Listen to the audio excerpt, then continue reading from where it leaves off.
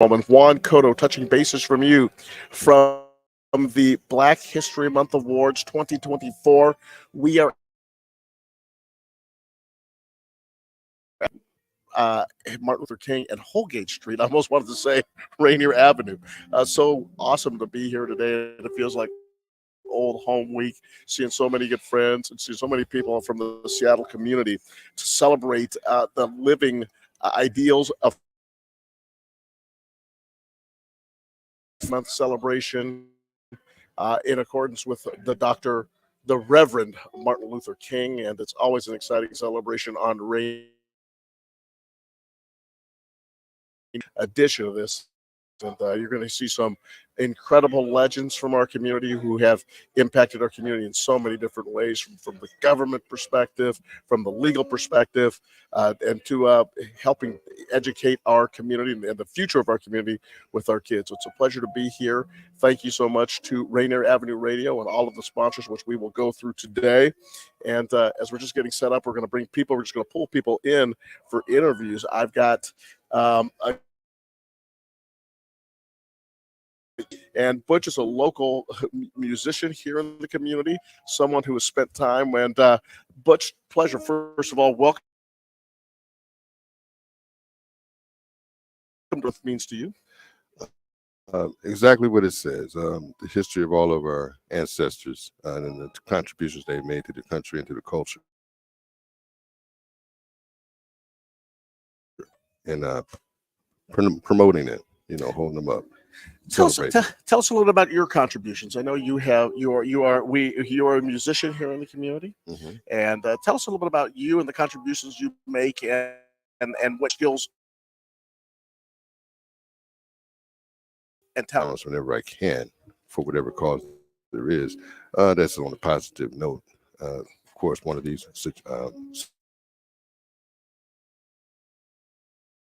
and as far as that goes, is my talent and things I just like to share with anybody and everybody, because music is a gift.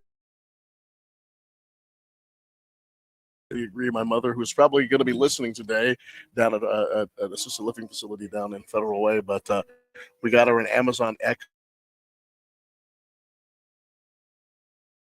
Really helped her through the challenges that she's going through as she's going through her life, but the music has made it a positive experience.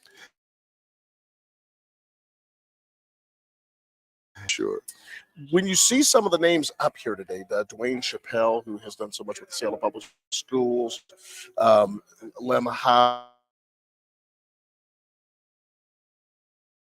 issues. I mean, it's funny now. It's sort of when we start talking about history, but Lem's work that he did in the 1960s. There were so many black people to find jobs in the government. Mohamed, who's on the Port Commission. When you see some of the names and some of the things that we're celebrating, it brings to mind some action that's been going on around here, which is all good and all positive. A lot of that happened before I got here.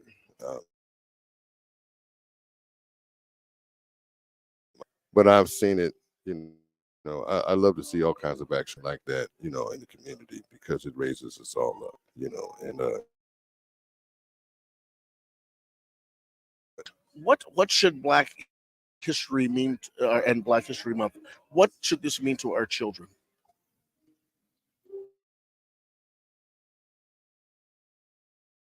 To study and understand and celebrate and to uplift all the achievements that have come along, that have paved the way for us. So, I mean, that's what it's about, recognizing contributions that have been made and the advances that have been made, and also to build on those. And the whole purpose of the movement, and we can't stop moving. That's the whole point. You're with Juan Cotto, and I am discussing the Black History Street Church on Martin Luther King and Rainier Avenue. Martin Luther King Way and Holgate Street. Holgate. I'm going to say that a couple of times today, Daniel. Here at the Holgate Street Church on Martin Luther King Way in Holgate here on your community radio station, Rainier Avenue Radio World. About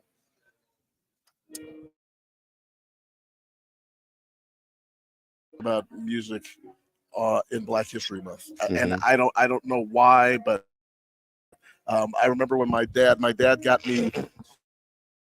When I told him when I told my dad I was dating a young lady down in Oregon where I was going to school, he got me Sam Cooke's Greatest Hits, and Sam Cooke always means Black history to me when you start to think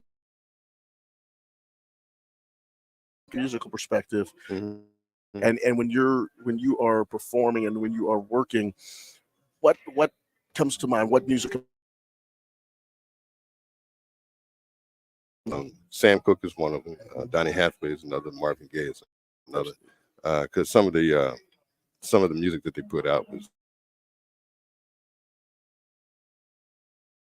folks in the movement. Change Gonna Come, of course, from Sam, and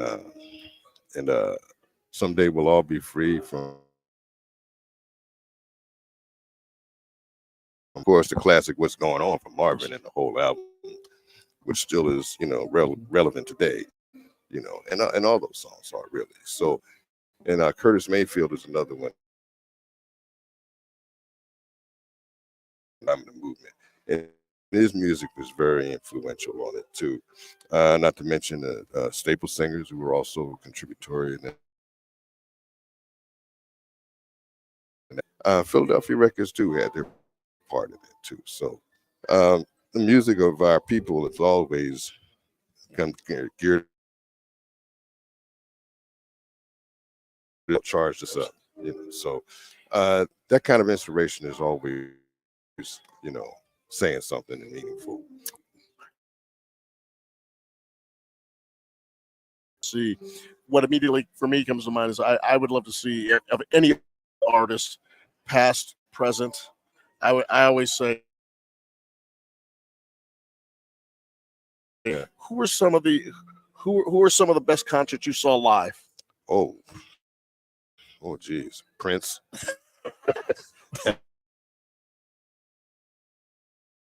I completely agree with you. Yeah. Incredible.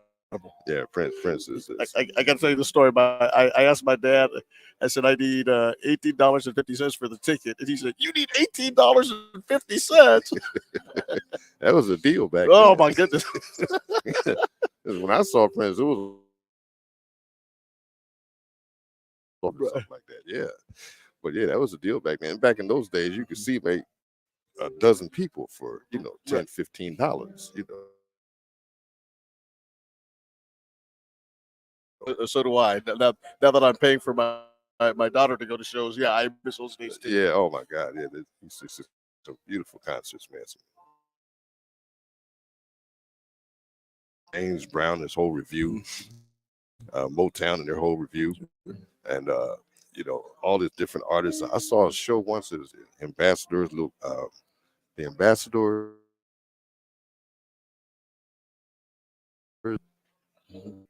Willie and the Mighty Magnificents. I think it was Bobby T and the Vancouvers, and Unionists, the OJs, all in one show.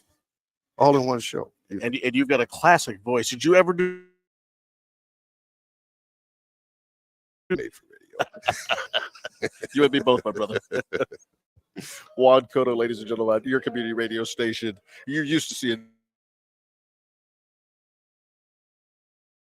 We're just talking as the prelude to the African American Black History Month ceremony and reception Eddie Rise program with Haywood Evans.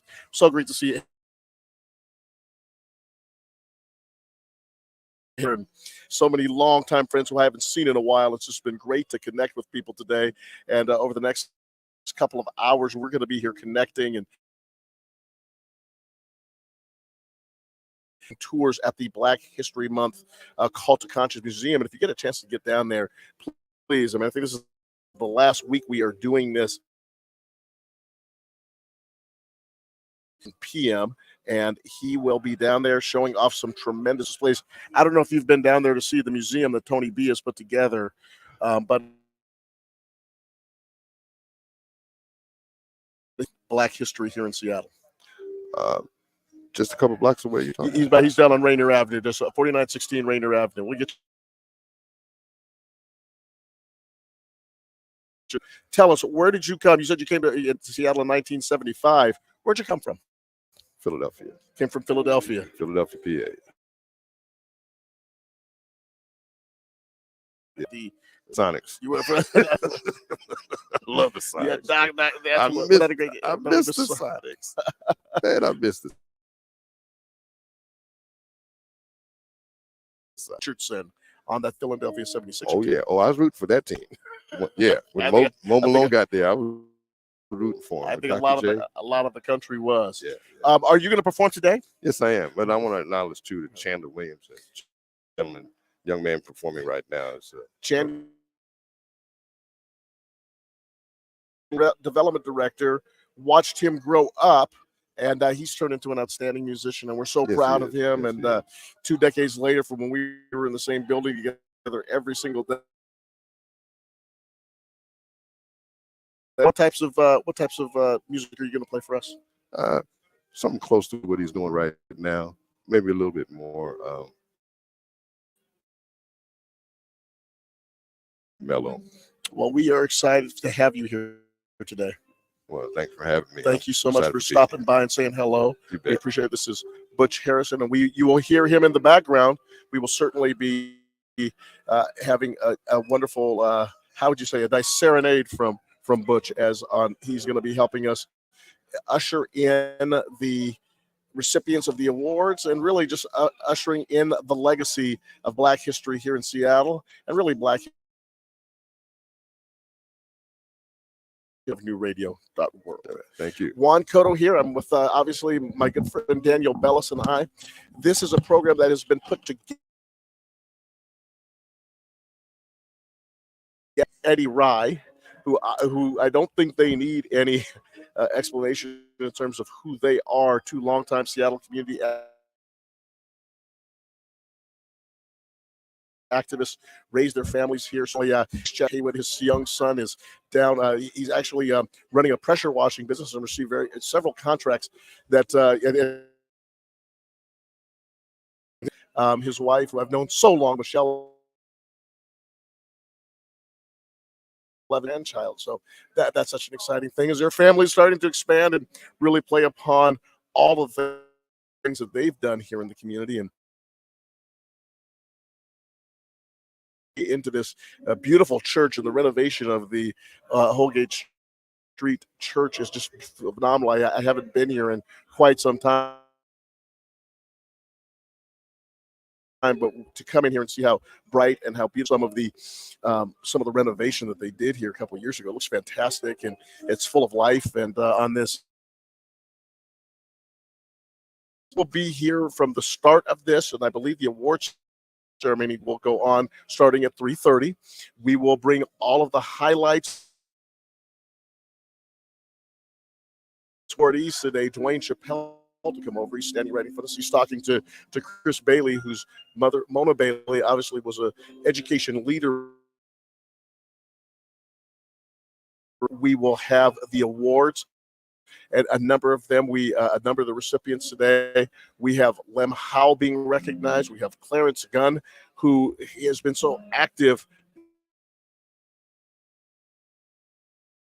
figures of the Democratic Party, but Clarence has done so well in terms of building an African American presence and really trying to make sure, in particular, which is so important. Hamdi Mohamed, who is a member of the Port of Seattle. She's being recognized today. And then, of course, Dwane Chappelle for education. So we will get to you on all of the simply pull people aside as we get a chance. And there's Mr. Lem Howell. He's happy to be here, get a chance to chat. Community, and a man who's played such a great role and has a variety of different stories to tell. And actually, I'm going to see if I see through another wonderful day here on your community radio station. our community radio station, Rainier Avenue Radio.world. Avenue Radio.world, on Tuesdays at 3 o'clock, my good friend Mick Hoffman and I, he is the executive director of the Washington Interscholastic Activities Association, and we discuss sports at the high school level, and that's WIAA prime time.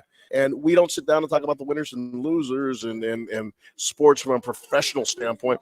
We really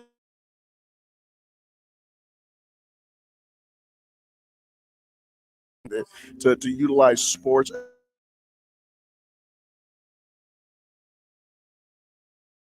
You enjoy sports, and if you enjoy, more importantly, the opportunity to hear how this can help educate our community, we would love to have you as a part of our program Tuesdays at 3 o'clock on your community radio.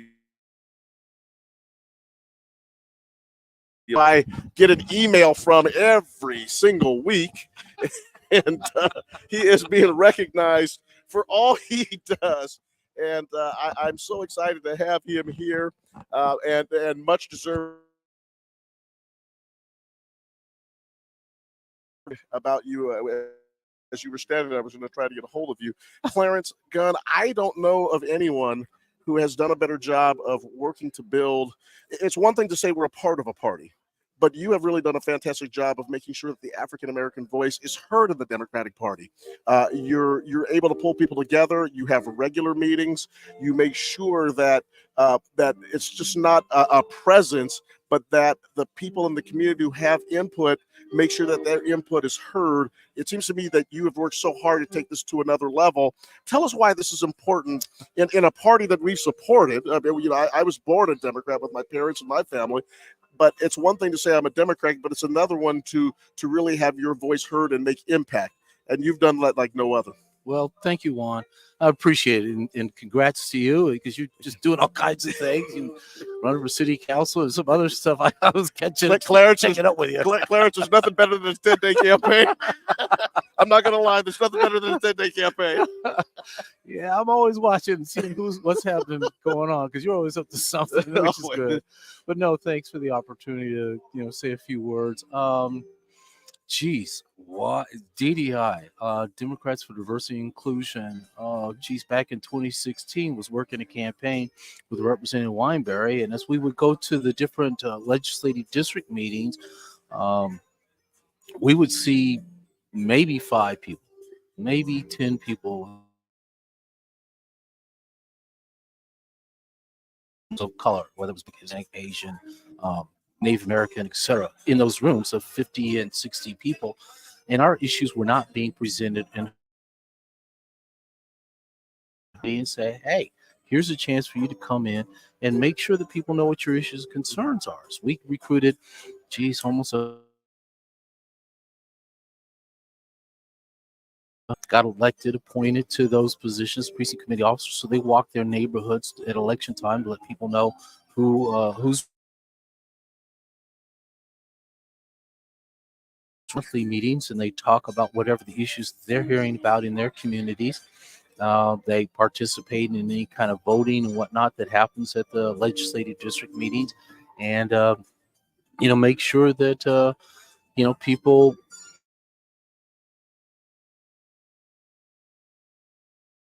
are in the room and hear what's going on, and they have some support. By having numbers in the room, we make something happen. So we're involved in a number of districts across the state, especially in the county here in King, Pierce, and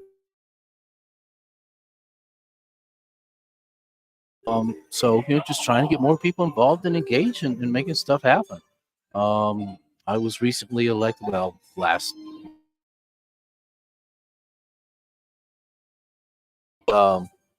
state committee representing my legislative district. So I go to those meetings 4 times a year, but I'm on a couple state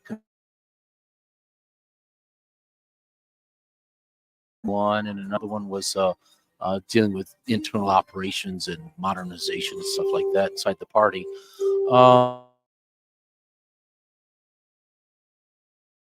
We're in the midst of trying to get more minorities to run as state delegates so they can run to become national delegates to this. So it'll be a fun time. Plus, if they run as a state delegate, they get to go to the state convention in June, the 21st through 23rd. As Democrats, we want to make sure that our issues and matters are heard, and that the party passes resolutions or platforms or whatnot to make sure shows up that he or she understands where the party's at and is supportive of those things and commits to those things before local level or the state level. So that's what we're working. Clarence, growing up, and I know you probably won't believe this, but when I used to watch the convention, all the TV, and you got to see them for the entire week. And first, you'd have the Democrat or Republican convention, and the other one the next week. Justice, and as a young advocate, that it was always kind of an exciting time for me. It seems now that some of politics has lost its love to spend a summer and take a week and going and participating in the conventions and the state conventions. Is that we go out there and kind of hustle them up? Well, I mean, it's a mixture. I mean, it's a time commitment, taking a week. Prior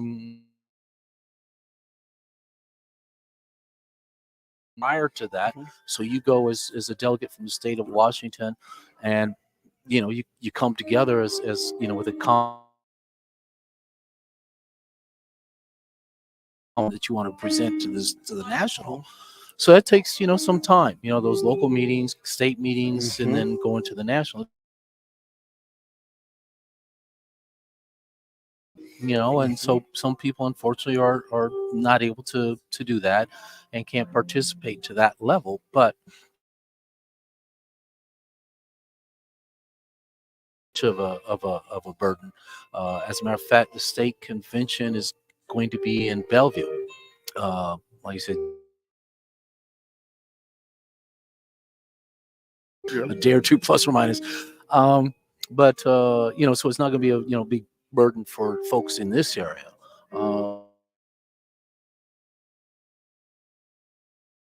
There's a lot of information on the Washington Dem's website. They can register online and boom, run for delegate. As you know, I mean, the demographics speak for ourselves historically. Anywhere from 87% to 91%. Yes. Why is it important? Because otherwise our issues get lost. Like I said, back in the beginning, you would go to those meetings and there'd be 10 or 12 people, Are police reform? What? We're not getting beat up or mugged or stopped by the cops or whatever. The trash gets picked up in our neighborhoods all the time. It's the problem. Well, wait a minute. Let me explain what Clarence Jr. is dealing with at Joe Elementary. And they go, really? Oh. Creating that dialogue, that connection between the different cultures and different individuals, so that they see things. So that's why it's important, and it's even more important now with all the divisiveness and whatever that's going on.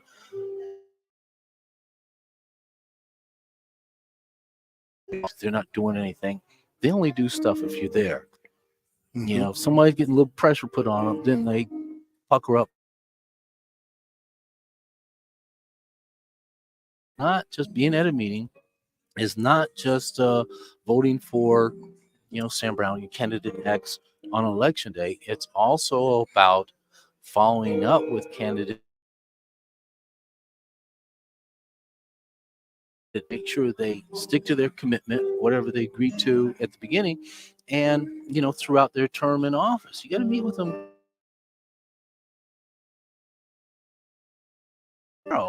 keep up with them. Say, hey, we're focused on X. Where are we at on that? Blah blah blah. And they may come back and say, look, I need some help on P.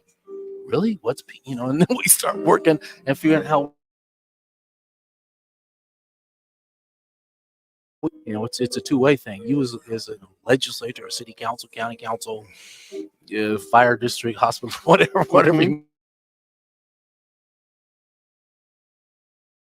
Support, need community input and whatnot, and that's where we should really be on the regular basis. So, One New Radio World. Clarence, how is your organization and how is your amplification of the voice of Black people? Chair Shasti Conrad and by elected officials throughout the state of Washington? No, that's a great question.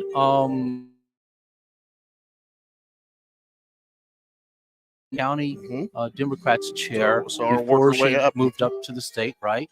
And we endorsed her when she ran for that. Well, actually, before she ran as chair of King County, she came to DDI and, hey, what are you guys interested in? What's going on? Blah, blah, blah. At the county level. And boom, then when she had the opportunity to move up, we supported her in that as well.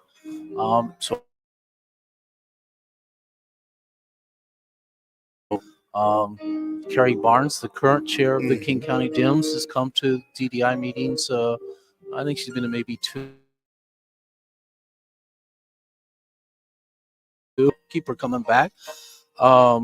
One of the projects that I was just talking about, the state delegates and getting people to go to the delegate area, there was about trying to recruit more minorities into the Democratic Party, just in general, and specifically, to help, make sure the delegations are reflective of the communities that they come from. Absolutely. And I've had to me since Thursday saying, how can you help me? What can they're responsive. I'm on the affirmative action committee. That group is reaching out to LD legislative chairs all over the whatever. Boom. We're we got some ideas, and we're here to help, reach out and support you. So go on. For those that don't know, give us the name of your organization. Sure. It's Democrats for Diversity and Inclusion. And how do they find? As a matter of fact, we just updated our website earlier this week. It's you got to spell it all out. Democrats for Diversity and Inclusion.org. And click under the advocacy alert. There's the February newsletters online. So you'll be able to see that and see some of the things that are going on. And the year, whatnot. But we're active in doing some stuff. We got social media, Facebook page.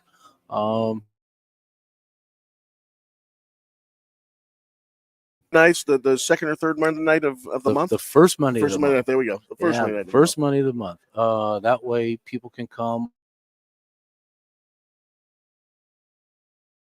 and go back home to their legislative district meetings, which will happen later in the month, and be able to say, hey, this is what we talked about at DDI. And bring that to the 37th or the 43rd or whatever it may be, and try and get them to work on those issues. Send out the word and follow up. Clarence Gunn being recognized today at the MLK Black History Month.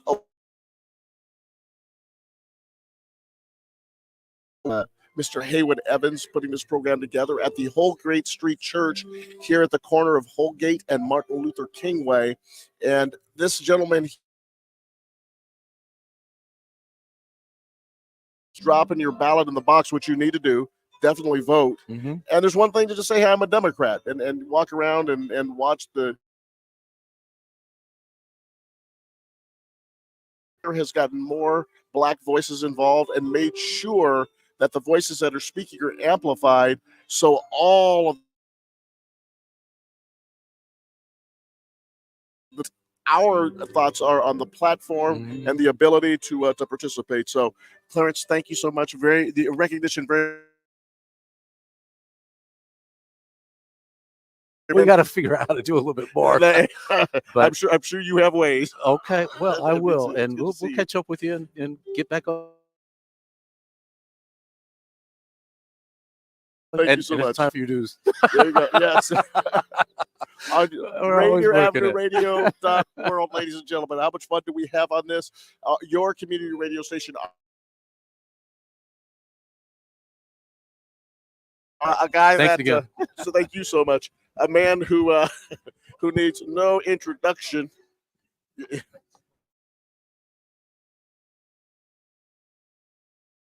Yeah, see, he needs to talk to you. We're gonna have Jesse Weinberry join us in a Holgate Street Church, and the program should be starting in just a little bit. So we're having a number of activists come by and folks who are being recognized. What a wonderful conversation that was. Dwane Chappelle is also here. He's walking around, and we're going to try to connect with him. We will also try to connect with folks who is putting this whole program on and together today.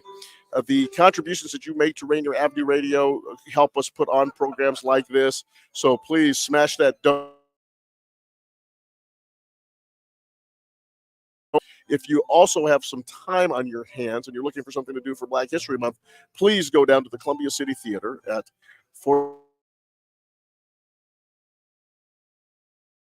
Rainier Avenue South. And that's where Tony Benton is today. He is putting on the Call to Conscious Black History Museum.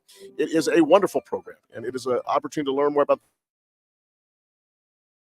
the effort to collect all this information to present to you. And he's someone who is really diligent about this. That really help us learn so much about Black history in our community. And Seattle's Black history is treasured, and Seattle's Black history delights all of them at the headquarters for your community radio station, Rainier Avenue Radio.world. Program called Fresh Juice. And for those that are into cool things on the radio and a little bit different, as we say, I'm looking for a fun time and having a good time with it. You throw on that radio, and he has seen me, and he's called me out on his radio. What? Give me the times and dates of your radio. It's 9 o'clock on Wednesdays. Here you go. Yeah. Right on Rainier Avenue Radio, hip hop, R&B. We interview artists. That's the flyer for our next show. We're actually taking next week off, but we'll be back on March 6th, and we'll have Switch to Sleep and Bozy on the show. Can I tell you something about Fresh Juice? It's a lot of fun. So listen to a little Fresh Juice. If you want to hear about the athletes in your community and the challenges that they're facing, from mental to the contributions that they need from the community, WIAA Primetime, the conversation that we have with Mick Hoffman, who is the talented and committed leader of the Washington Interscholastic Activities Association, Tuesday at 3 o'clock. And if you have questions, call us. We will. One of the most forthright people that you'll ever listen to. I mean, he answers every question to the point, and he's just really, really.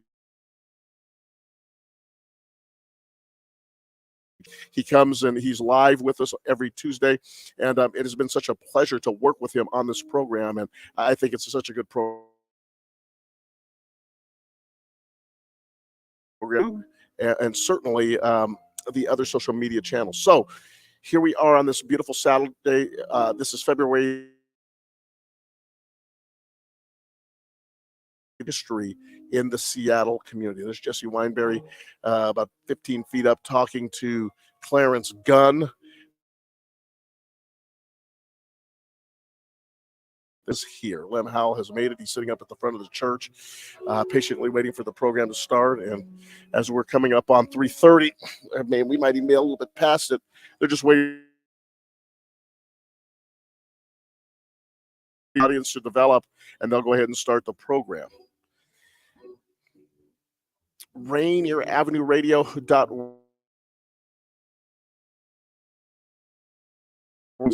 Tony B has done. He has said to me that we are going to take Black History serious, and we're going to take Black History Month serious. Days, we have the 4 weeks we celebrate, and then we have the other 48 weeks that we really build a legacy with.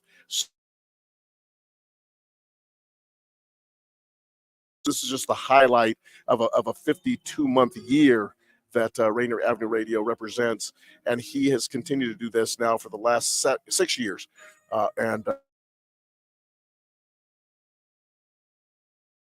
Tuesday, Tony B also has given young people the opportunity to participate in radio. And as a matter of fact, if you are interested in hosting a show, if you're interested in the production of a show, please contact Rainier Avenue Radio. There's programs available. You can end up hosting one of these programs that we do, just like me, or you can be a producer. You can work with Daniel Bellis and learn how to work the board, which is far more technical than I know how to do. But these are the types of things and types of skills that people are looking for, either to develop YouTube channels,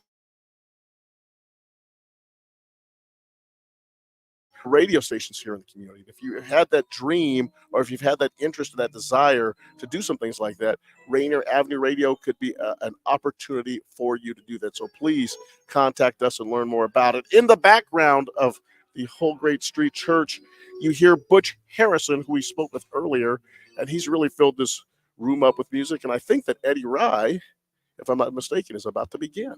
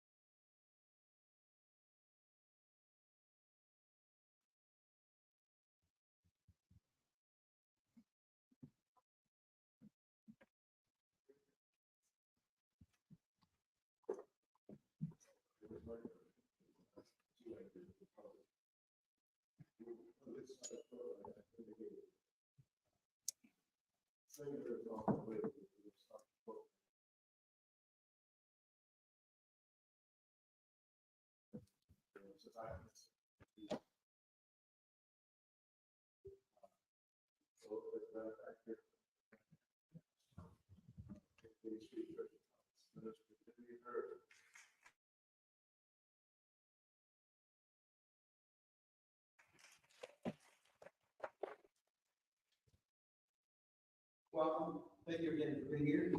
It's a pleasure to be among you again. This is your home.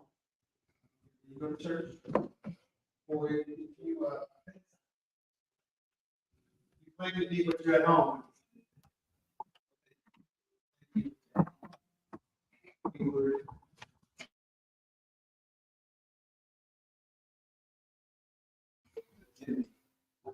So,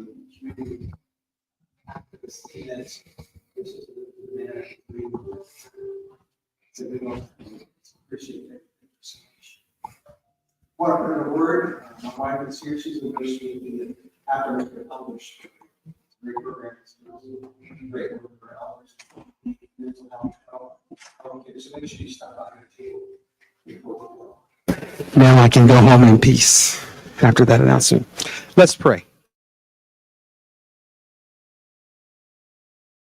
Can we know that we can't live without you? We want to commit our lives to you, our purposes to you, our causes to you, because we know that you will lead us to victory. Bless our time here today, this time of encouragement,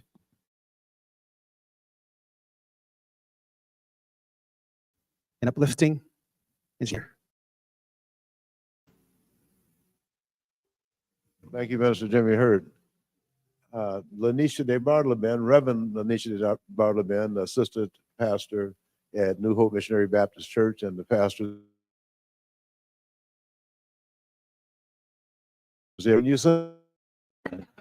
Is there anybody out here that can sing, that can lead us and lift their voice and sing? Congregational, then. I think.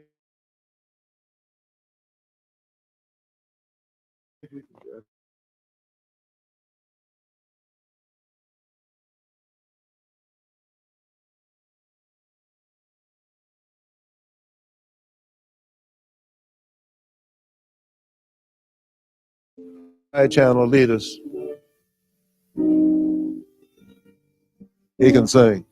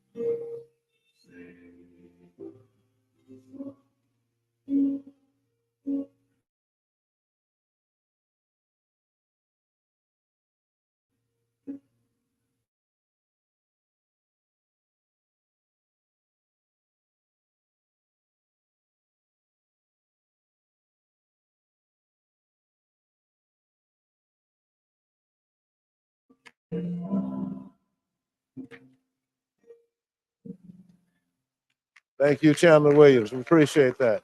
I don't know why I can't find. I'm trying to find. As you all take your seats, we just want to welcome you. It is an honor to have been invited.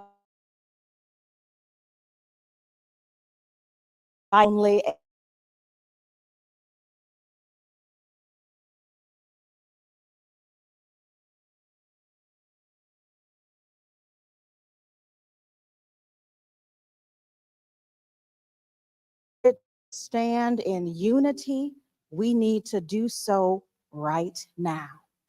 And if there ever were two community leaders to lead us, right.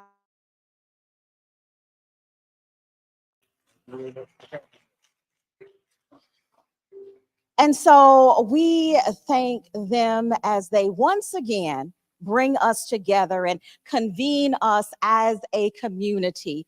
We honor the Martin Luther King Jr. Commemoration Committee for their tireless legacy and tradition of bringing community together for such a time as this.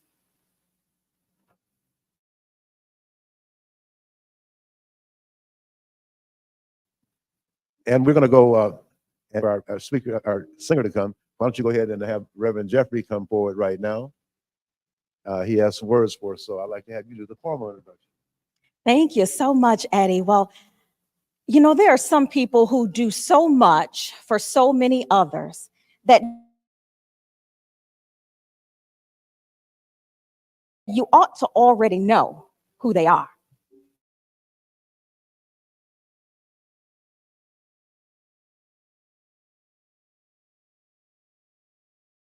Missionary Baptist Church.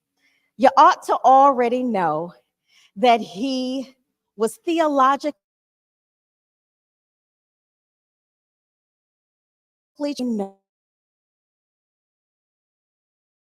of the socially transformational ministries that have come forth out of New Hope.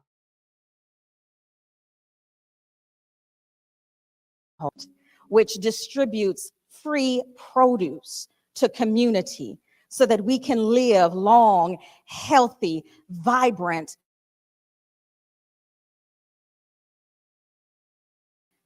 honey from bees to share with community. You ought to already know that Reverend Task Force that has been economically empowering our Black, and that's now leading a new initiative called the King County Reparations Project Video. You ought to already know that Reverend Institute, which is preparing to build affordable housing in the Central District to bring our people. He is the visionary behind the Emerging Freedom School at New Hope, a project in which we're already starting to distribute free, new, beautiful every third Sunday to every child who walks through those doors. And you ought to already know our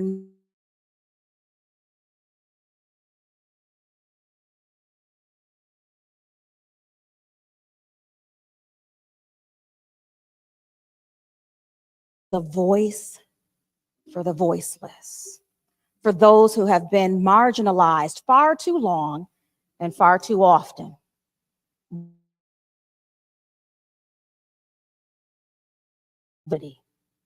Women in the church. You ought to already know that he is a bridge builder for community. Back,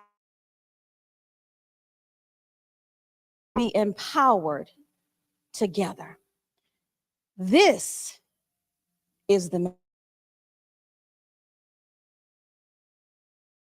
man who has purpose now.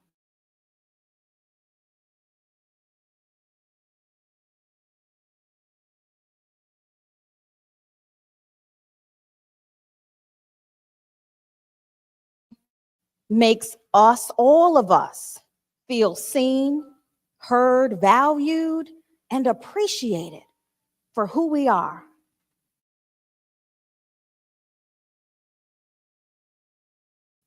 And we are grateful. And so to be the speaker for this afternoon's program. And so please join me in welcoming our speaker for the hour, the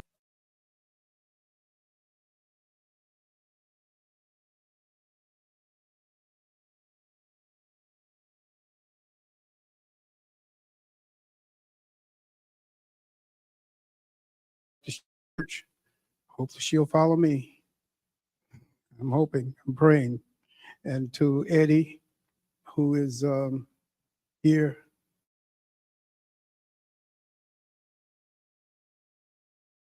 Been friends for a long time, to you and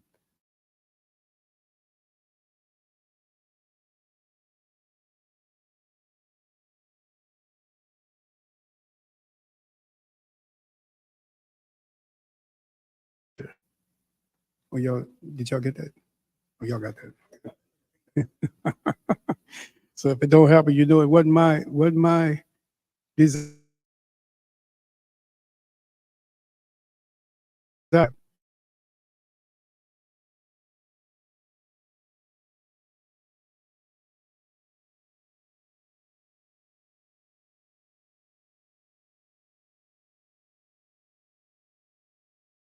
Not social equity in America, in this country.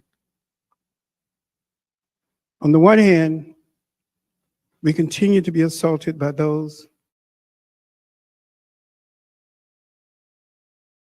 they're eagles. They believe the myth. They continue to believe the myth, the lie, that they are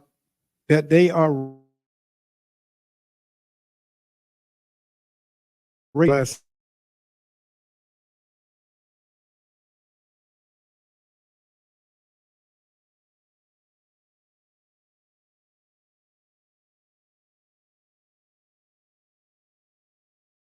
ancient Jews were people who migrated from Europe. It shows the depth of ignorance in the Black church.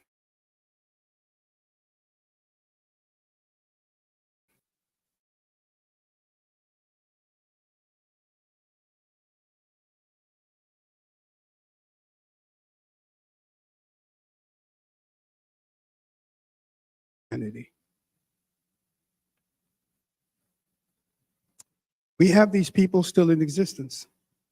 They believe these myths. They believe these lies, that we're not as intelligent, that we're somehow not as good.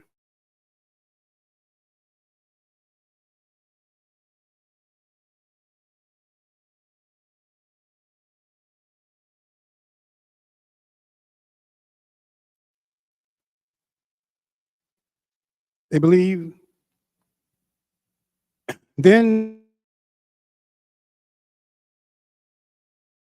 there are those who believe that their history is evil,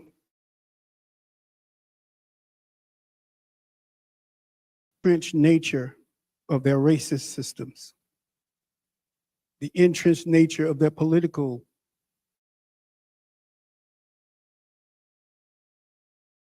their racism in their political systems, systems birthed by slave owners, systems birthed by those in the North who were benefactors of a cotton and slave system in the South.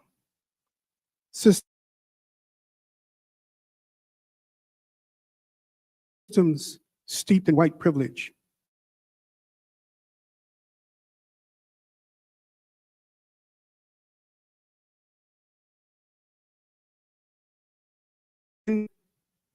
There are those who have been victimized by this,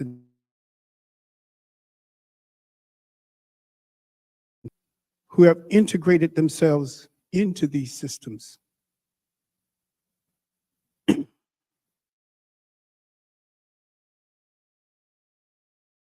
Either through wealth, through marriage, through political office, through friendships,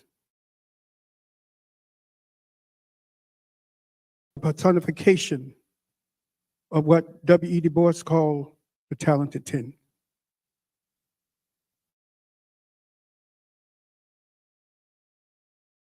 In New York, the Negro problem in 1903,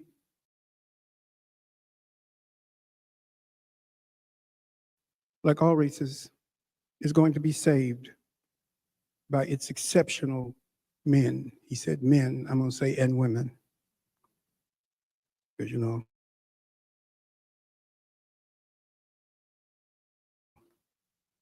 the problem of education, then among Negroes, must first of all deal with the talented 10.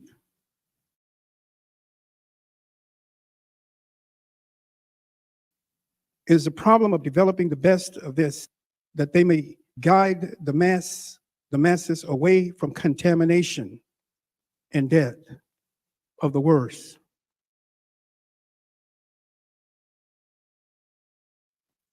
So Du Bois, in these statements and in this statement and others, put a high premium on those some leaders allowed to become powerful politicians.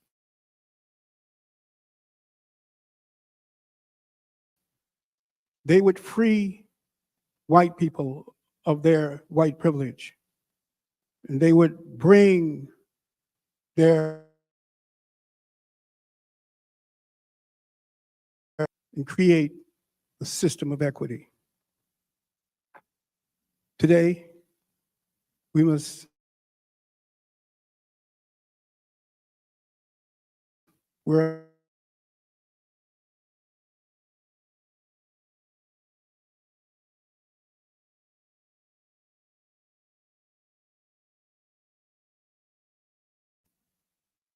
These men and women who would get college degrees, who would become politicians,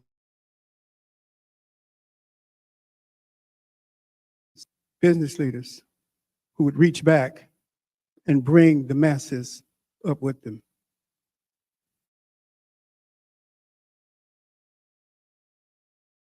Save us from contamination by racist systems that drain our community of all its resources.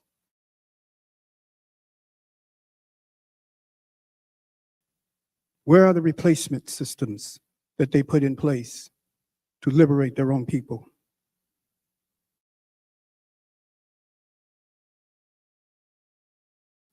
Replacement systems that could save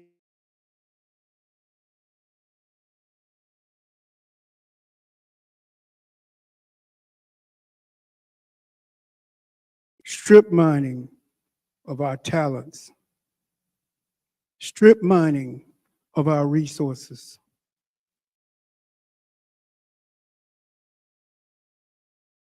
Exceptional people that Du Bois dreamed about. These people who would rise up from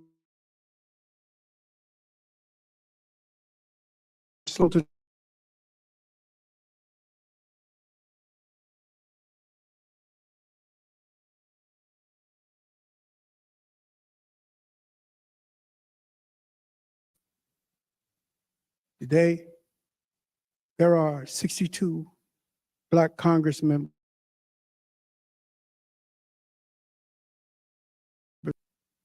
Today, Black mayors are running the nation's 4 largest cities.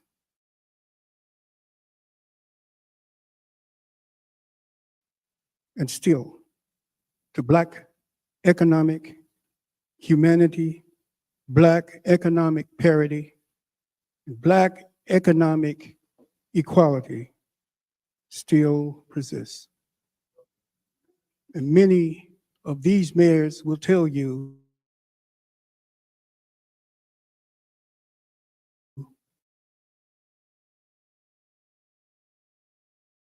say yes, but I'm going to help my people. If you ask an Italian mayor, if he's mayor for all the people, he'll say yes, but I'm cop to that.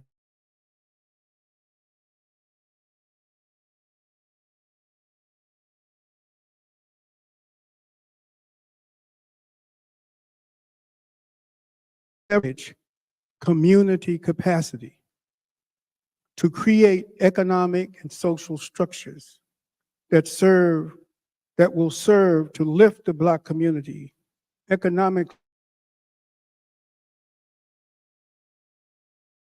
out of this terrific maze and terrible condition that we're in.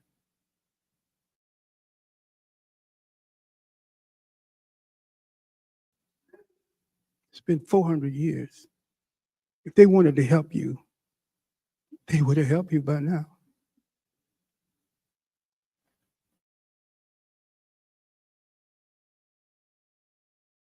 They don't want to help you.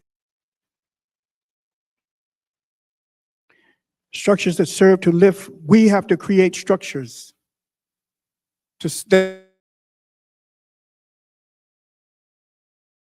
create institutions and structures that serve the purpose of lifting Black communities economically, lifting Black people socially, lifting Black people ethically. Our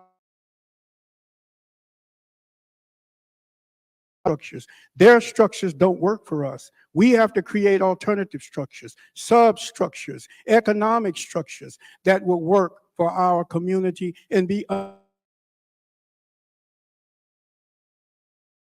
unapologetic about it, because we'll do it with our money. If the Black church could piece together nickels and dimes, build rental buildings with Black money, Black people can piece together nickels and dimes and build an alternative economic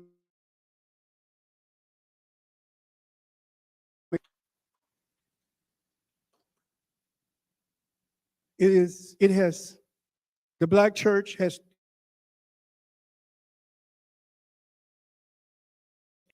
and when we come together collectively, when we come together with purpose,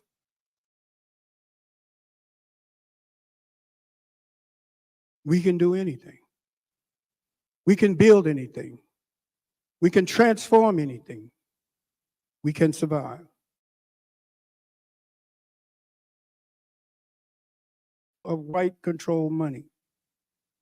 One thing I've learned about white control money, it is that you can and cannot do.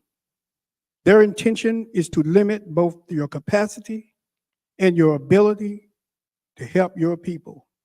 They don't mind you. They'll help you get everything you want, but never tell them your purpose is to help your people, because then they will cut you off. They said the white power, we can no longer simply want the white power system to like us.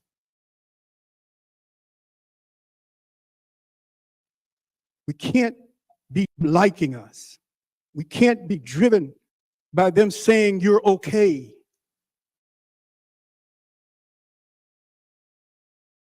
I'm okay because my mother said I was okay. I don't need no white man to tell me I'm okay. That what I'm doing is okay. That what I'm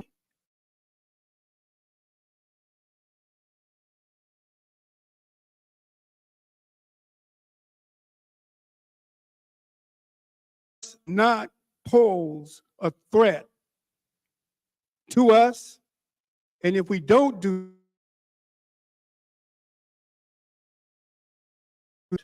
to their existence. I remember when we started Black Dollar Days Task Force. Yeah, bad name. You're not gonna get anywhere with that name.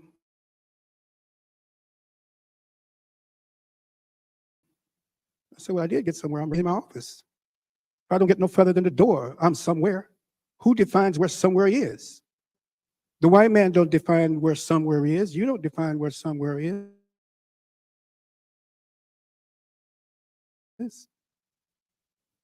I told him the name. I won't tell you who it was. He was a great person. We were told by prominent political and community leaders. When we start giving out Bull Connor Awards, you can't do that. White folk don't like that. That's why we're doing it. Born to please white people. I wasn't born to please black people. I was born to please God.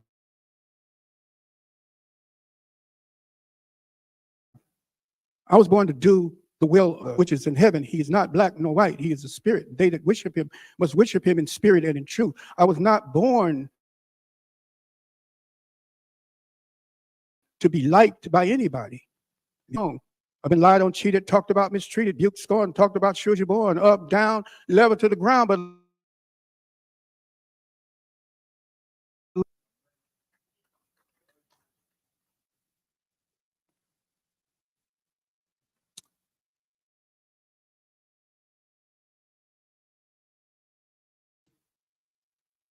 we gave it to Nordstrom's. We gave it to Senator Slade Gordon.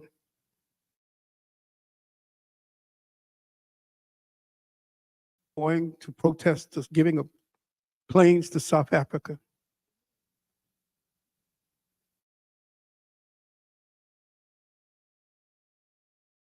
To get white people to like us, but rather to bring change, to build structured change for our community.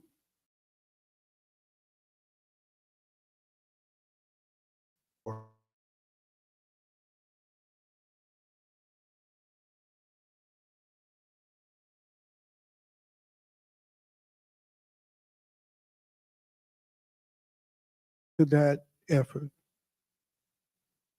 who gave her all, her money, her time,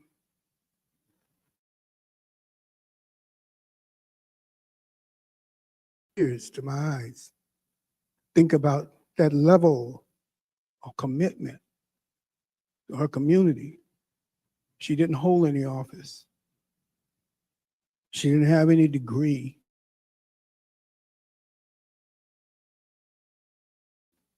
She didn't have mayors or governors call her name. She gave everything.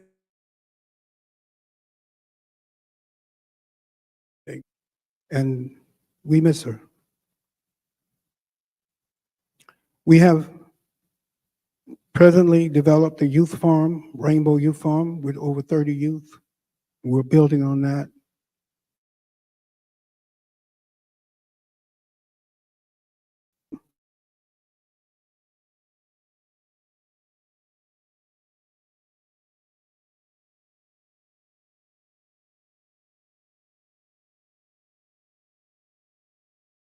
Coming months, we're developing our own herbs so that we can sell herbal teas to help people with their health. Recently, we created the King County Reparations Project. And I know that there are other reparations. We created this project because we believe that the voice of those who have been hurt have to be heard.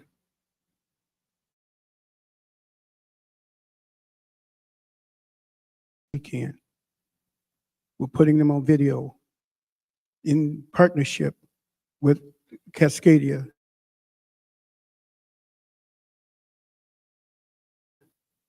The leader of this project is Angela Mora, a young Black woman who's working. You know, I want to stop here and say, I just cannot give enough credit. We are at where we are because of Black women working beneath the covers.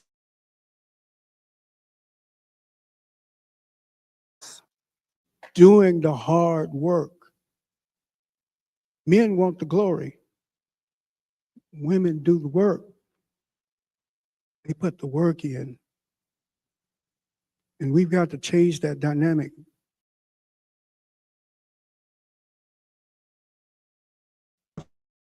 If we get the bigotry, we can't afford to be chauvinistic. We can't afford. I had a conversation last night, this morning, with one of my ministers talking about he don't believe in women preachers. And I said, why don't you believe in women preachers? It's in the Bible, Reverend. I said, it's also in the Bible. That's in the Bible.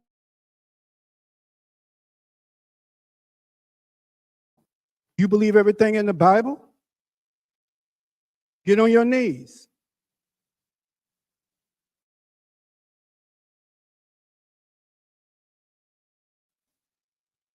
You're just going to try to hurt people that you're bigger than.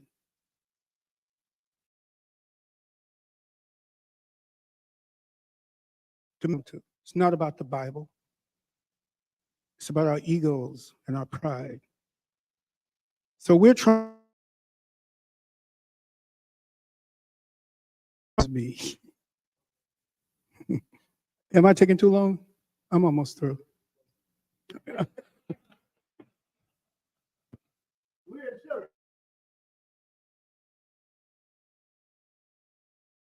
This project is trying to get, then I'm gonna sit down.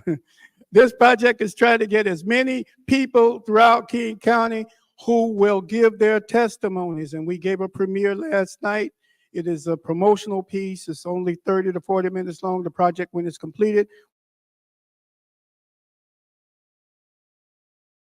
will be you've ever seen on any television station, and we're going to sell it to the cable stations. Tell the story about what happened in central Seattle, Washington, and in King County. It is a horrible story.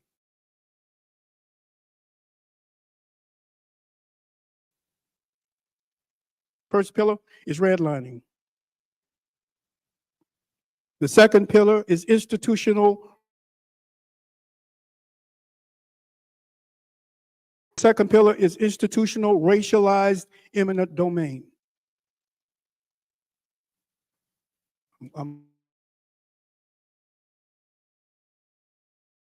See the abatement law. That's when New Hope burned down through the weed and seed. I guess they thought we were a weed.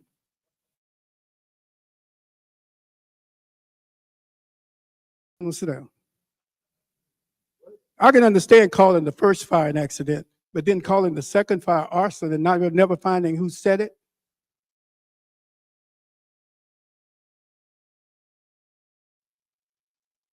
They said the paper came, it was a $9,000 fire. It was a $250,000 fire because smoke went through all the ventilation systems. We had to hire people to crawl up in the ventilation systems and clean all that smoke out.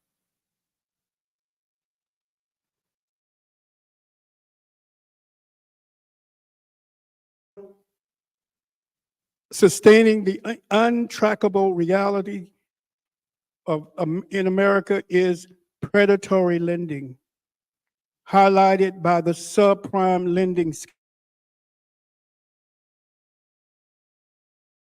scandal that shattered Wall Street in 2008.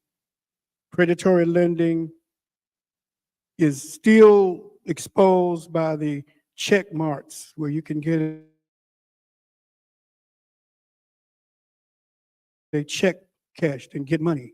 The fifth, regressive taxation, is property taxes, running a state on property taxes when the property tax burden falls on poor people and can pay those.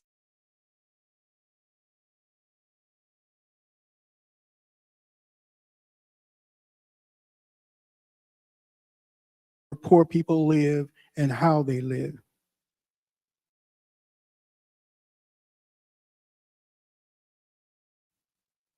I'm gonna give you an example. For example, two people in 40,000, they both spend $100 in clothes with a 5% sales tax rate. The sales tax is a regressive tax. The lower earner will be he's paying more than tax as a share of the income than a higher. In the state of Washington, low-income people, especially Black people, are being crushed by these taxes. The most extreme, which is the community destroying property tax. The time has come for us to take seriously the challenge handed down to our forefathers. As I close, John McCrae, a soldier, wrote a poem. I think it was the First World War. A poem that he wrote after soldier during the First World War. And the poem goes like this: in Flanders field, the poppies grow. Between the crosses, row on row.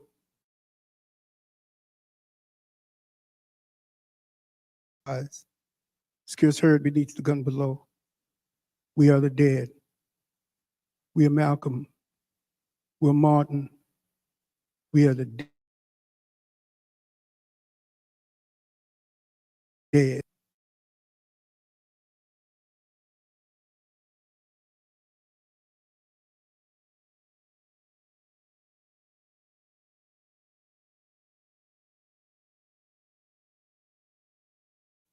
Now we lie in Flanders field.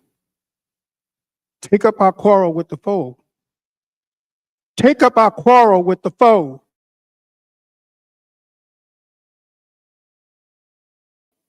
To you.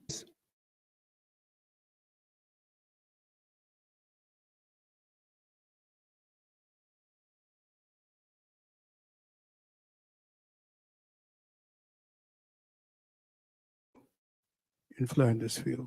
God bless you.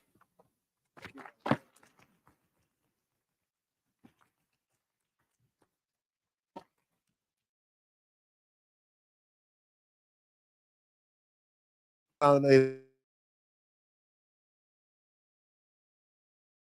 high demand. There's a Jay-Z, Jay-Z Duhan, and Excellent with music. Do you guys know four women? Four women, Nina?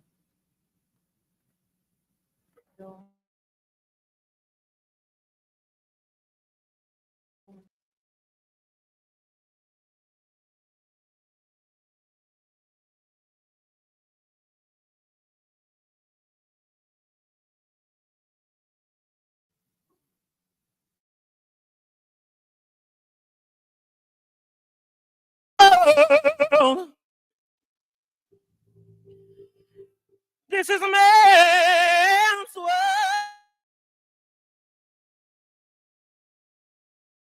world. Nothing without a woman or a girl.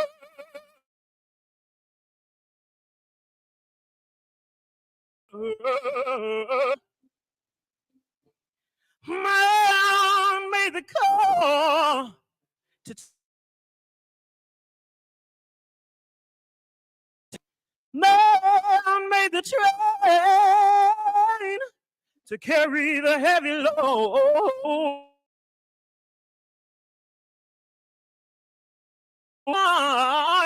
To take us out of the dark. Man made the boat for the water like no man. Man's world without a woman or a always lost.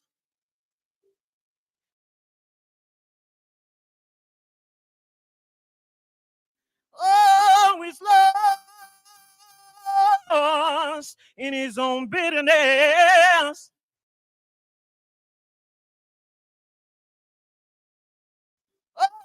Oh, baby boys and baby girls. Man, make them happy, 'cause man make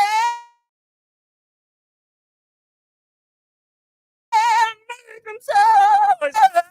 Man's world without a woman or a girl.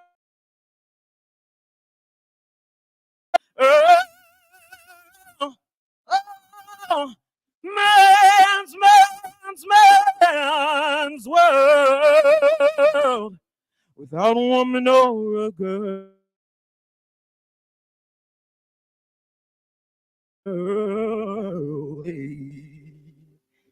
This is a man's world.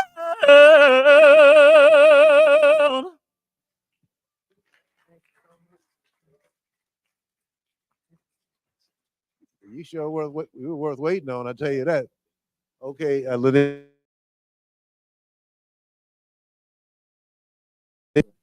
Let's give another hand for Jayza. Gifted in every way. To the portion of the program in which community leaders are being presented awards for their selfless service to others. And the first person who will present an award to the honoree is Chris Bailey. Chris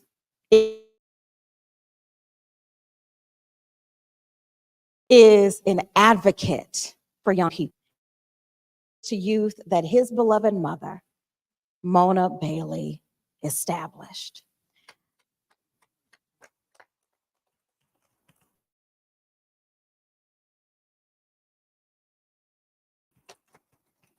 Chris is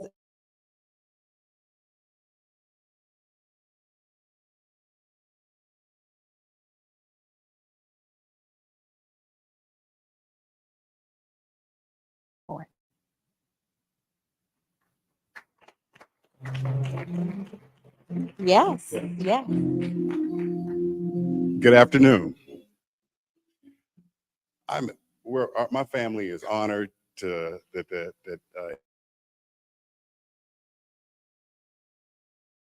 Eddie has taken the time who had an illustrious career in education and it's a great way to keep her memory alive. So I can truly say that she would be proud that this particular award honoree. And one thing I could say about my mom is that she was an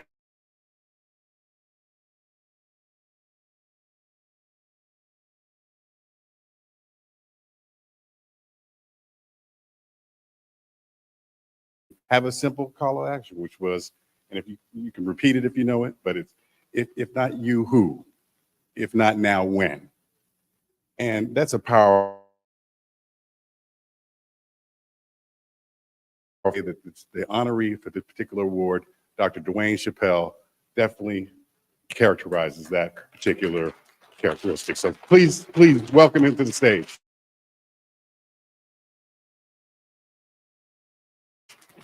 Thank you. Thank you.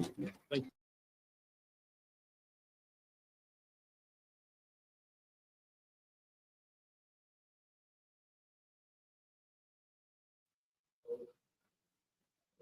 All right, thank you, thank you. Good afternoon. Today, and I also want to thank the Martin Luther King Commemoration Committee for this amazing award, or should I say this incredible honor. Acknowledge Mr. Rye for his commitment to Seattle and just continuing to ensure that we are recognized as leaders and being innovative for our work. So thank you.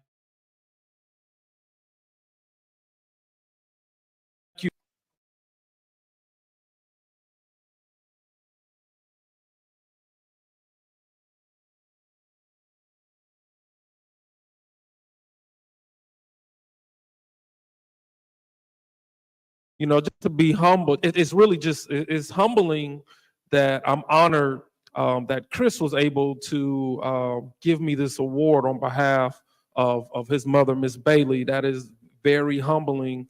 And I'll just say that receiving this Educational Achievement Award for empowering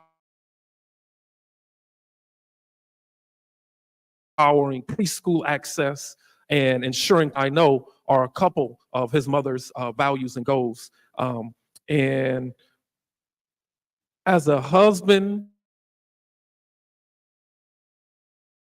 and children, I just stand here just grateful for just this opportunity to contribute to such a vital case. And anyone who knows me will communicate that I believe that every child, nation, and it's our collective responsibility to ensure that they have access to a quality education.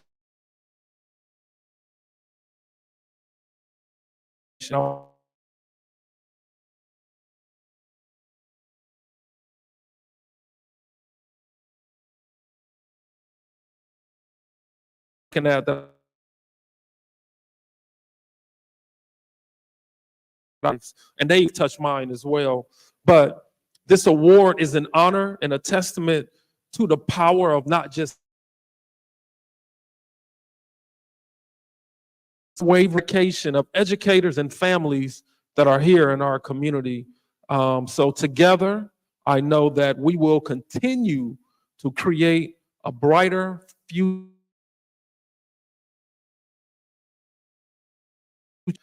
Chris, that's my call to action. And again, I just want to thank everyone for this opportunity and this award. Okay,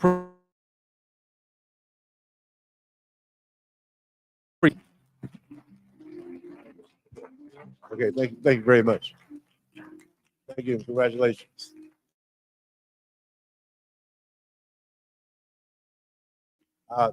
The next presenter is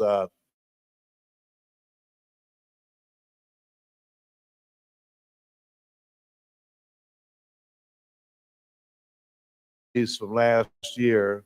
The first Black woman elected to the state House of Representatives of Washington State passed away, Peggy Jones Maxey. So I want everybody to know that Peggy Perception Church on 18th Avenue.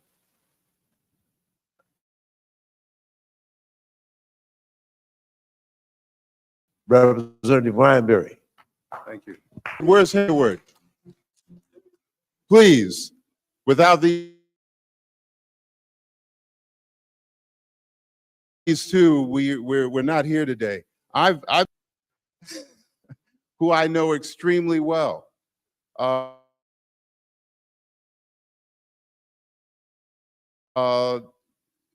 of the things about leadership in Seattle, and particularly if you are a leader of color, once you are in public, you never know who's watching you. And the reality is, once you are in public, everybody's watching you. And I don't think a lot of people who step forward into the limelight of leadership realize, but it's essential that your life, your reputation, and your name is impeccable. Impeccable. Every kid is watching you. That kid's parent and grandparents are watching you. You have to deliver. Think nobody is watching you. Clarence Gunn is one of those people who impeccable community commitment.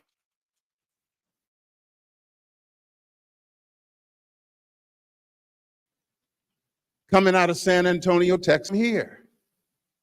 A lot of people, when I've worked with Clarence,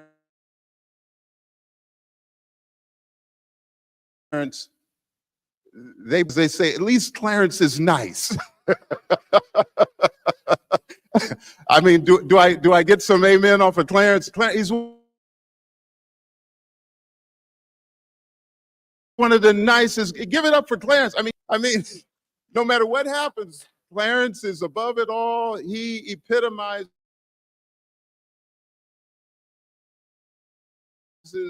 what Michelle, low, you go high. Clarence always goes high. But I didn't know until today why he's so nice. Clarence, his parents moved from San Antonio, Texas to Florida. Guess what city they moved to in Florida?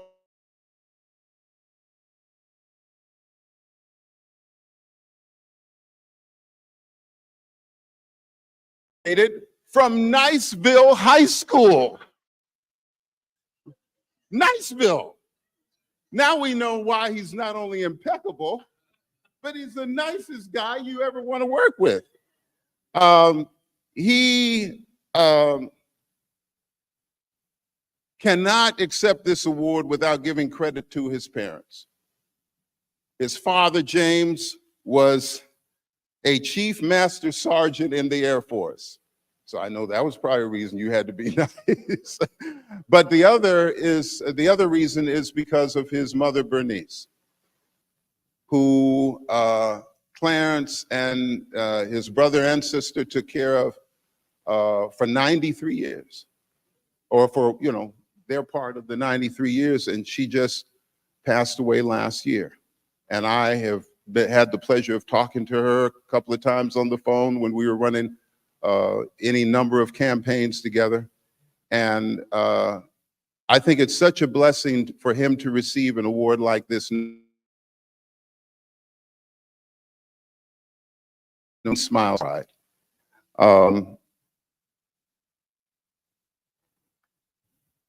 A quick story.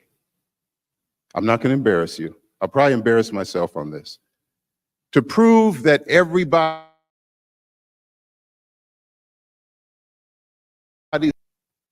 I'm an attorney, and I represent a lot of clients that have claims down in King County Superior Court. One day, it's to try to get up to the courthouse. I'm running late.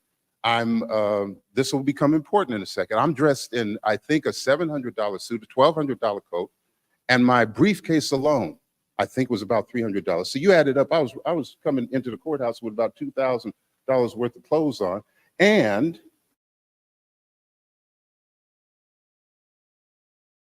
at 516 3rd Avenue. Lem knows where we are. We got to go through that turnstile and go through the megatometers. And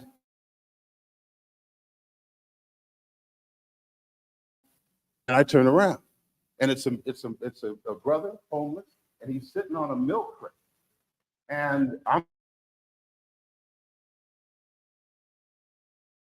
like, colleagues look and say, oh, what's getting ready to go down? And I said, you talk to me? He said, yeah, you that famous lawyer.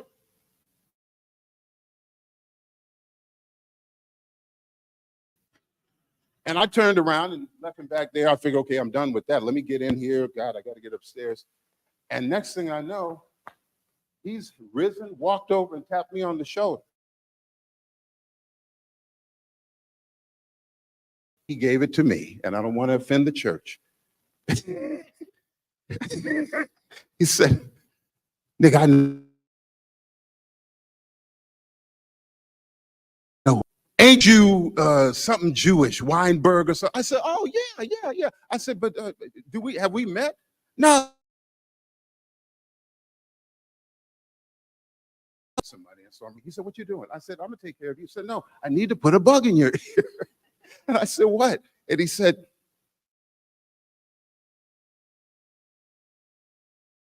making us all look bad.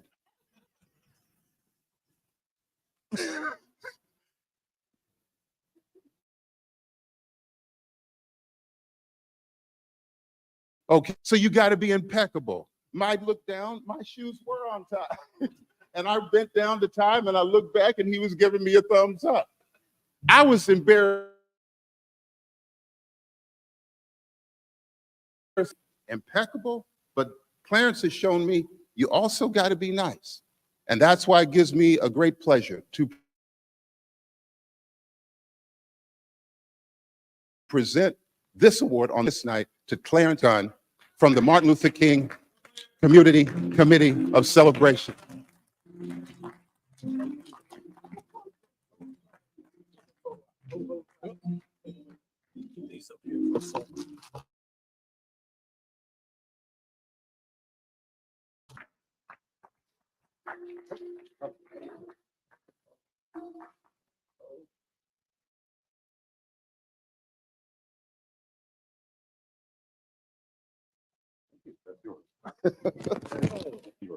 That's yours. All right, thank you. Oh, geez. I got the program, but I didn't see who the presenters were. And I did not know he was the one presenting the award. So this is great. Thank you so very much.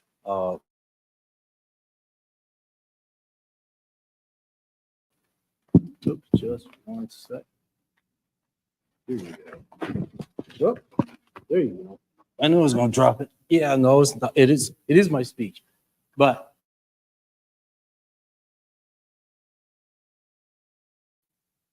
I had to do some homework. So she had all of those kids and whatever, and for a little while since '03, and I've talked to Larry Gossett, and we've met. We've been here at the very some homework, and these are big shoes to fill. This award really does mean a lot to me. Oh, I'm sorry, it really does mean a lot to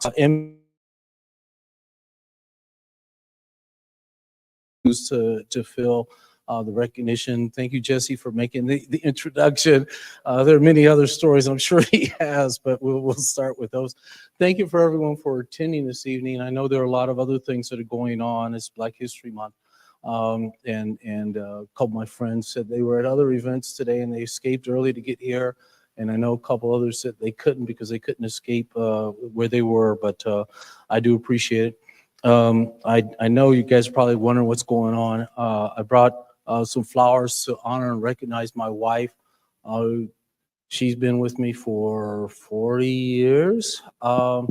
And you know, it's been an exciting time. She's put up with me.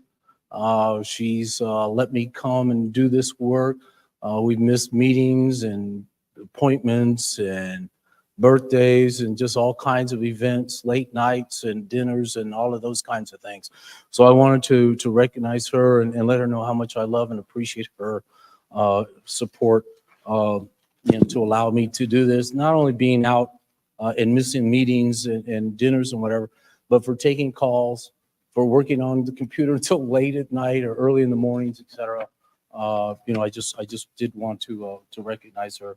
So these are the flowers for her, to let her know how much I love and appreciate her, because she has put up with me and given me, so that we had the opportunity to do the work that I do. I accept this award and on behalf of all the different groups and organizations that I've worked with and come in contact with during my time here in Seattle. As Jesse mentioned, I was a classroom teacher, 7 years of seventh graders, so I can wrestle with anybody. Did some high school and some junior college work. Then I got involved with the teachers union, began organizing, worked my way across the country, starting in Florida and then ending up here in the state of Washington. I worked both sides of the mountain, Spokane, for about a year and a half, and then I moved to Issaquah and worked there. After the long contentious strike that they had in Issaquah, tried to rebuild relationships and work through things and build community and focus on the real issues, creating an organization called the Olympia Alliance, focus on working in Olympia to solve problems and address what's happened there. I accept this award on behalf of the different organizations that I've been a part of and worked with, the A. Philip Randolph Institute, the United Black Clergy, SABC, the education organization. Dwane and I work with them quite a bit. Tabor 100, the Education, Equity and Education Coalition, APRI. They have a couple members here this evening, NAACP, the Breakfast Group, Chris, I'm not sure where Chris is, but doing a lot of the mentoring and whatnot with folks, the Black Collective in Tacoma or Pierce County, the Renton Anti-Racism Coalition, the Renton Coalition, Organizing Coalition, Communities of Color, the Renton African American Pastors Group, CIRC, I think I mentioned them already. There are just a number of groups and organizations that I've been a part of and had the privilege, and I accept this on behalf of the work that I've done with all of them, and the support that they've given me to help work together on things. We focus on community outreach and engagement, political empowerment, focus on community needs and their issues. Not only did we get involved in the political campaigns, but we worked with the elected officials after the elections to make sure that they were responsive in terms of addressing the issues and concerns that we presented during the campaigns. As we made endorsements, we followed up with the elected official and made sure that he or she was responsive, that they addressed the issues, and that we worked with them to help them as they ran into issues and concerns. So it's been a joy working with the young people around jobs and education, quality systems, been a major focus of a lot of the work, and also working to improve the political systems, both in terms of with elected officials and within the Democratic Party, to make sure that the party itself was reflective of the populations that they represent. So with these, I want to just say thank you to a lot of individuals that were part of those organizations, leaders and members that were part of those organizations. A good friend of mine, Kenny Mines, is in the back. He brought the flowers for my wife, so I would surprise her, but unfortunately she had a major migraine and couldn't be here tonight, so I'll have to give her the video and make sure she understands that I appreciate and love her. Barakat Kiros, Linda Kennedy, Velma Valoria, Ali,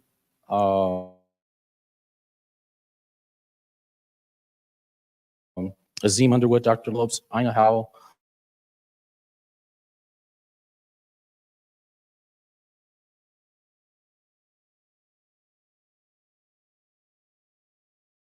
and Daniels and Baber and Willis, Reverend Jeffries as well.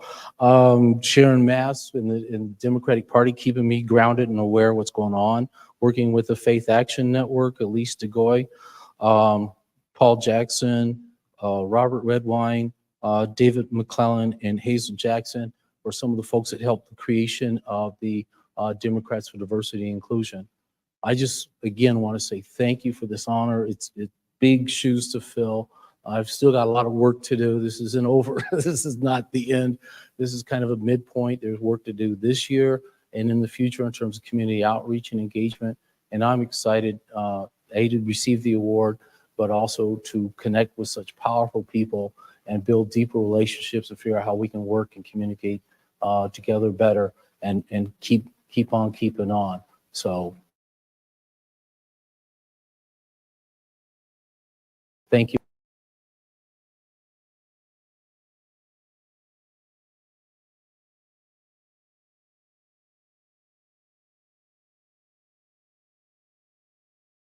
Okay, we're gonna forego any lengthy musical selections and so we can expedite the program.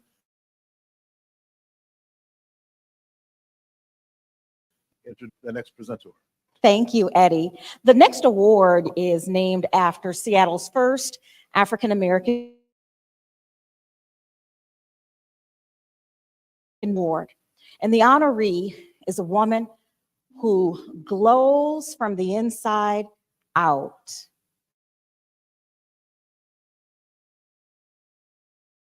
She embodies that song, "This Little Light of to Let It Shine."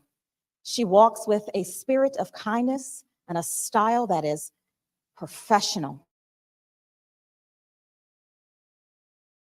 He is the current president of the Port Seattle Commission. She made history when she became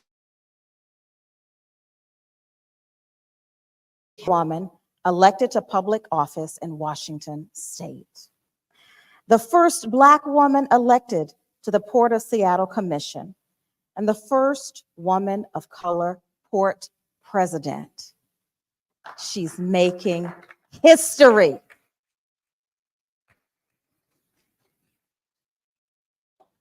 She is also the director of the Office of Immigrant and Refugee Affairs for the city of Seattle. No one is more deserving of the Norman Rice Public Servant Award than Hamdi Mohamed.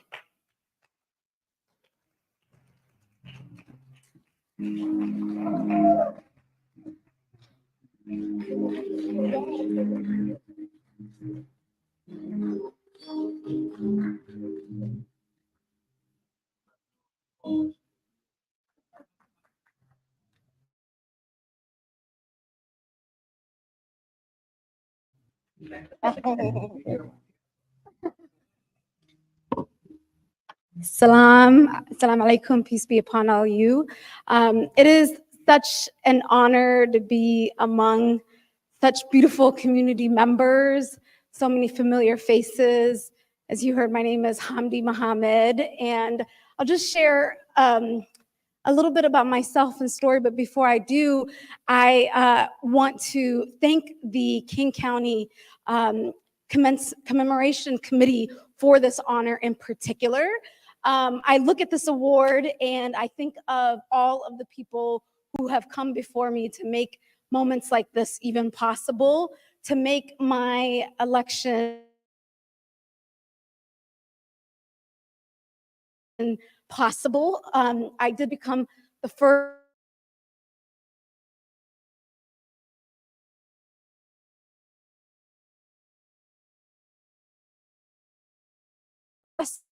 without so many people who are in this room who planted the seeds that made my election, my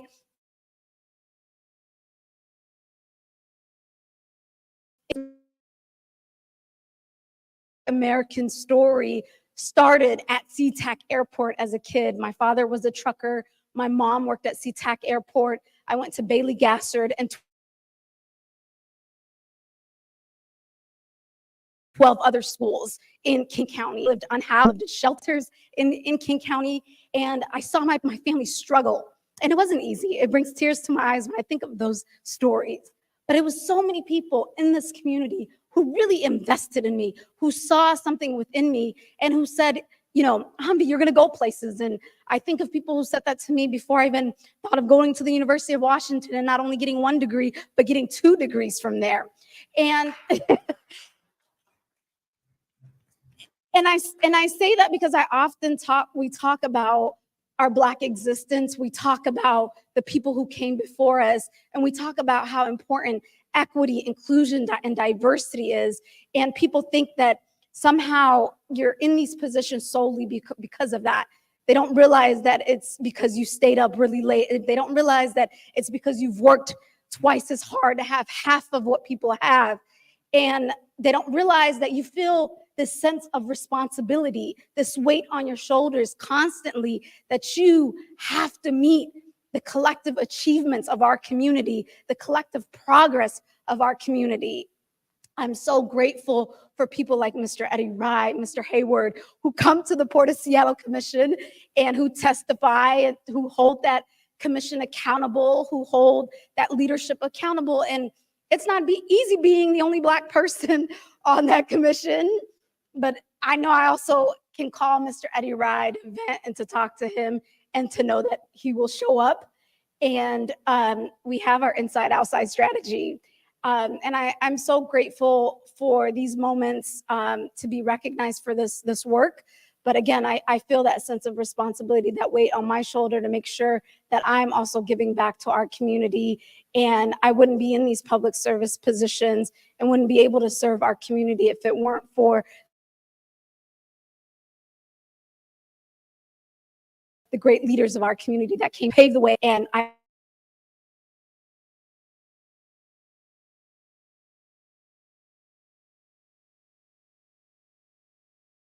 this recognition.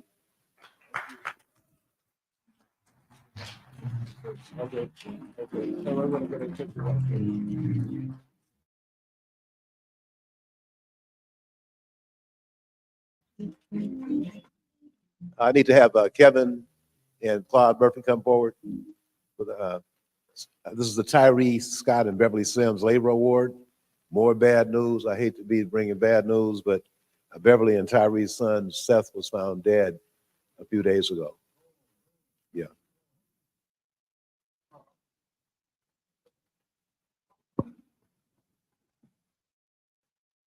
You hold on to this. Well, good afternoon, good evening, everyone.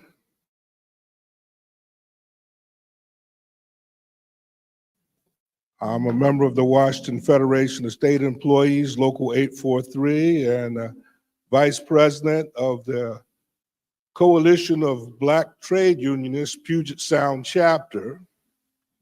And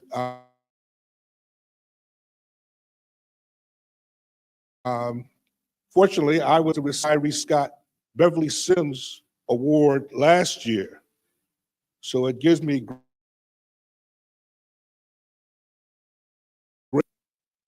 and I just heard that news, and I was going to say something about Tyree Scott and Beverly Sims, and I was hoping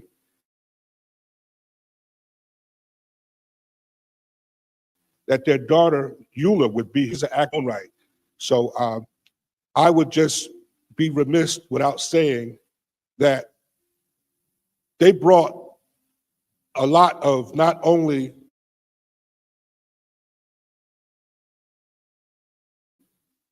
labor organizing, academic skills to the work of moving the ball forward for us. As a wonderful young sister, we talked about the role of women,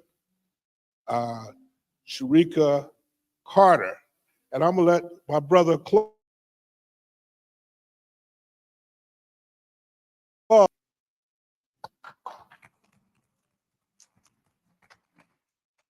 Thank you, Kevin. My name is Claude Burfeck, and I received the award all labor, and there is labor in the house here. So what I wanted to say a little bit about Cherika Carter. Cherika is the current president of the Puget Sound chapter of the all members of CBTU. She was also elected Secretary Treasurer of the Washington State Labor Council in January of 2023.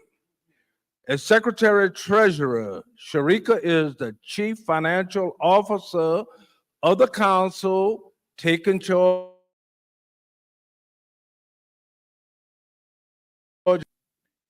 and records, overseeing all receipts and expenditures, reporting on those activities to the Washington State Labor Council and Convention, along with the Washington State Labor Council President, April Sims, who unfortunately prior to her election, Cherika served as the Washington State Labor Council Political and Strategic Campaign Director since 19, developing and implementing the council's strategic political plan, running the Washington State Labor Council neighbor grassroots political action. This lady has done a lot so far. Program promoting member education, campaign on education or election issues, and helping recruit and elect pro-worker candidates at the direction of the Washington State Labor Council officers, and it's a few of the Committee on the Political Education. One of the things I want to say also is the fact that they are in charge of 600,000 union workers across the state of Washington. That's quite a lot. So you gotta give credit to this young lady here, because she and April are doing a phenomenal in running that organization. And as a matter of fact, they are the first two organization of that magnitude. So you got to give her a shout out to this sister here, because she is doing one. I want to present my sister, Cherika Carter, which is the Executive Secretary Treasurer of the Washington State Labor Council.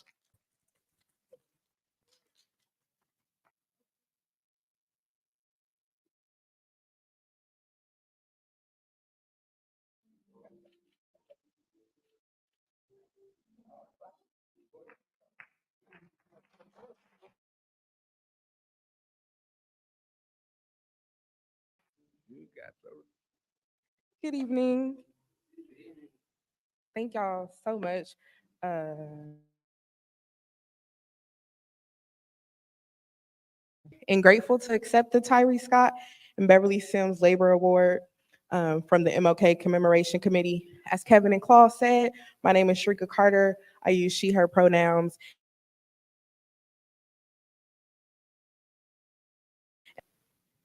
And to receive this recognition during Black History Month is not just a personal achievement, but it is a testament to the enduring labor movement, including the remarkable contributions of Tyree Scott and Beverly Sims. And so I want to extend their son, and I also want to extend my heartfelt thanks to Eddie Hayward and the entire MLK Commemoration Committee for bestowing this honor.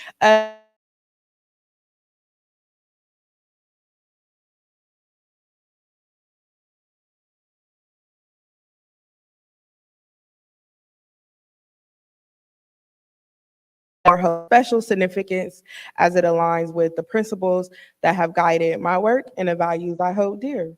Um,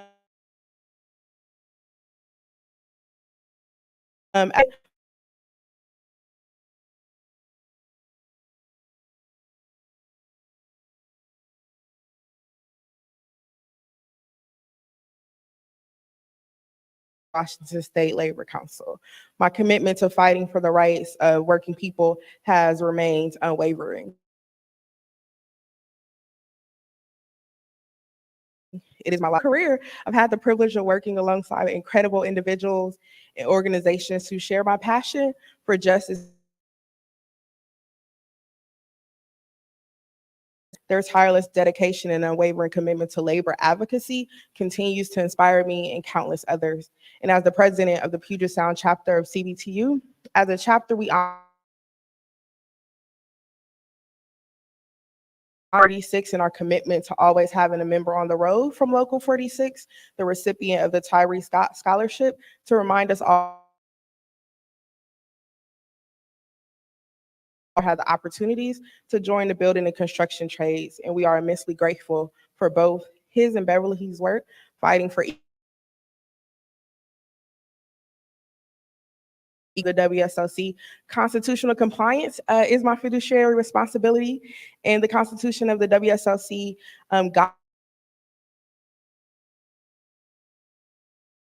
that seek to undermine the democratic institutions of our nation and to enslave the human soul. The preamble continues by calling on human individuals who are in unions serve. Institutional racism and systemic policies that disadvantage Black. As an elected leader of the WSOC, which is formed of more than 600 local unions, organizations, and councils representing over half in economic justice. And I am particularly proud to be part of the first leadership team of Black women to lead an AFL-CIO state federation alongside WSOC President, but a testament to the progress we have made and the barriers we continue to break down. And so in the words of Dr. Martin Luther King, his words read deeply with me as I reflect on the work that lies ahead. Our fight for justice knows no bounds, and I'm committed to standing shoulder to shoulder with all those who share our vision of a more just and equitable society. And so I accept this award with immense gratitude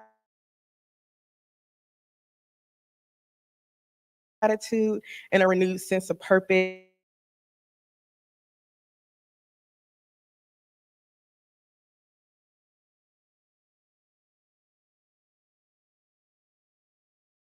Where every person is treated with dignity and respect. Thank you.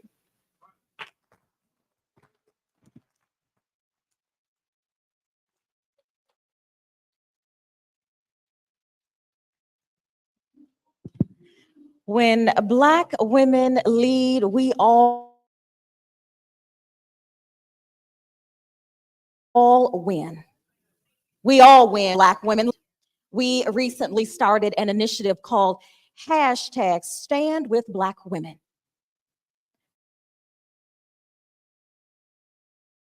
Because it's time for Black women to be honored, valued, appreciated.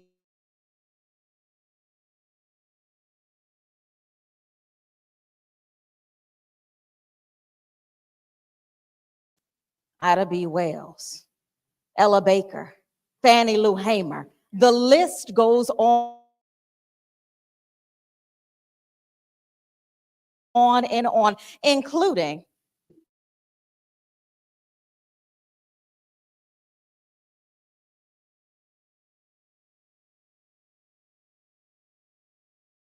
I'd like to call Claude Harris and Clarence Williams up now to present that award.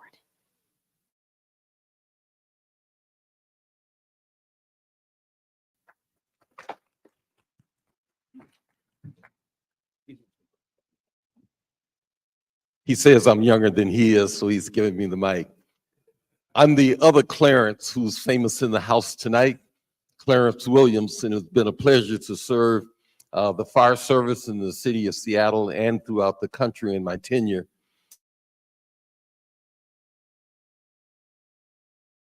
other than the first firefighter, black firefighter in the state of Washington, in the city of Seattle, the first black fire chief in the city of Seattle, none other than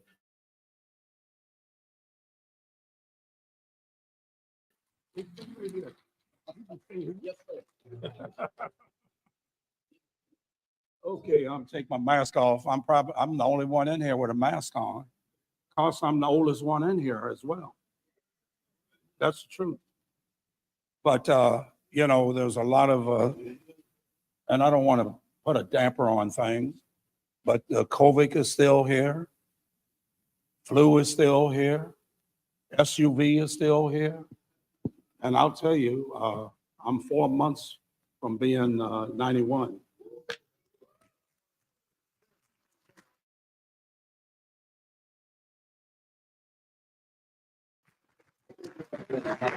Yeah, because God has got my hand and God's got my back.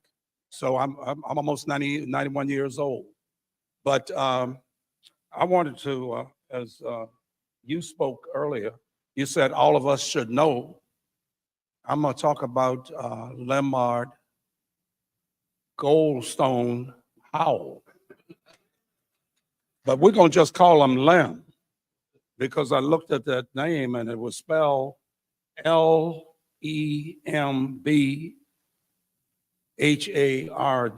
and then another one that the B wasn't there. So rather than working with that pronunciation, I'm just going to go with Lem Howell. I've been knowing him a long time. He's a few years younger than I am, but let me get on. Lem Howell graduated from law. That rings a bell with me because I started the fire department in 1958, and that was 65 years ago. So he started, but he didn't go into law right away. He joined the Navy, did a little fighting. Then he came back and took the bar exam, and he started working here in Seattle in the state of Washington.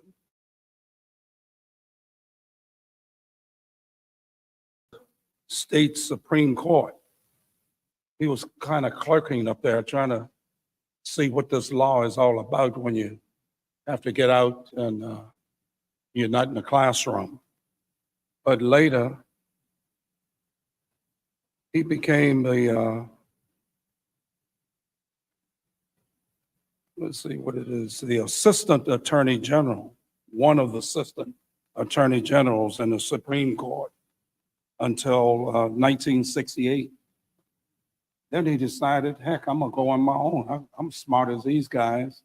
I'm gonna open up my own business. So he went into business for himself. So since 1968, Lem has been in private practice, specializing in protection liability, police misconduct, constitutional violations, medical negligence, auto. Lem's career has been dedicated to seeking justice for individuals who have been injured and unfairly treated.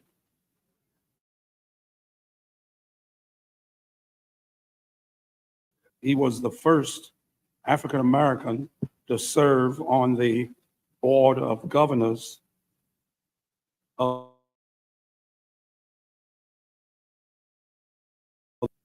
Lem was elected chairman of the Washington State delegation of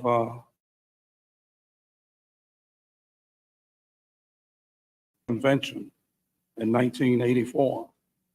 He was also, he has also argued cases in the Washington State Supreme Court and in the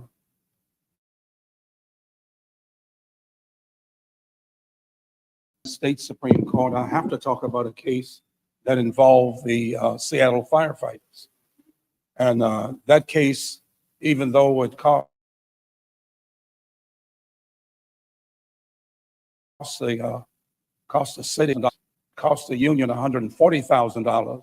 I'm not going to tell you how much we paid Lem, but we won this case. And the case wasn't just for us. It was for all Blacks and minorities. It's just discrimination that we had to fight. We had to fight nepotism. We had so many fathers and sons and uncles and whatnot in there. Now we got husbands and wives. But anyway, I won't get into that.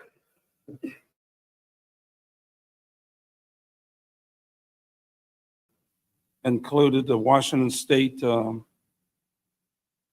construction trade unions, the exclusion of Black or African Americans of workers. That was in 69 and 1968. Lem took a personal injury case for the state of Washington. The largest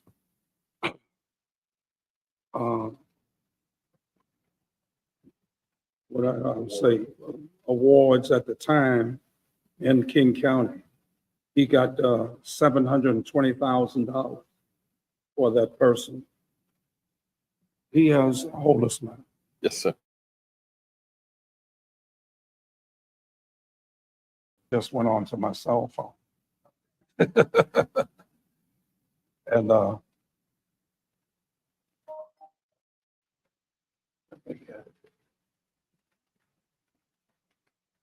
was trying to get into some of the awards that he's received, but you're right about that. Come on. No, not yet. Not yet. You know, as chief, I had 1,400 people I worked for.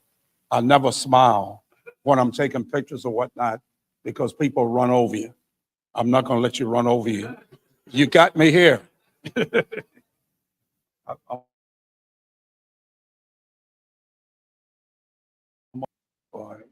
I'm not good at cell phones, but anyway, I just want to say, as the lady said, we should all know about Lem Howell. He's a star attorney in the city. Come on up, Lem.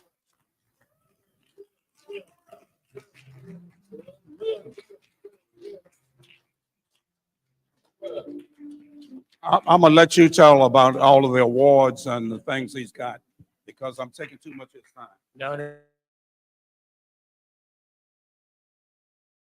No. President Clarence Williams.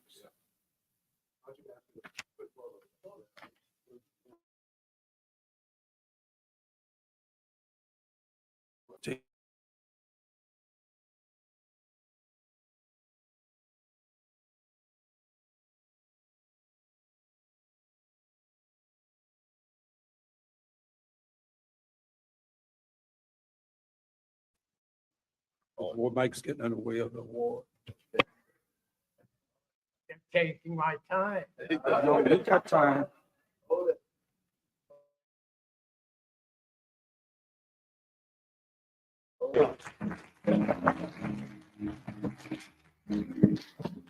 Good afternoon.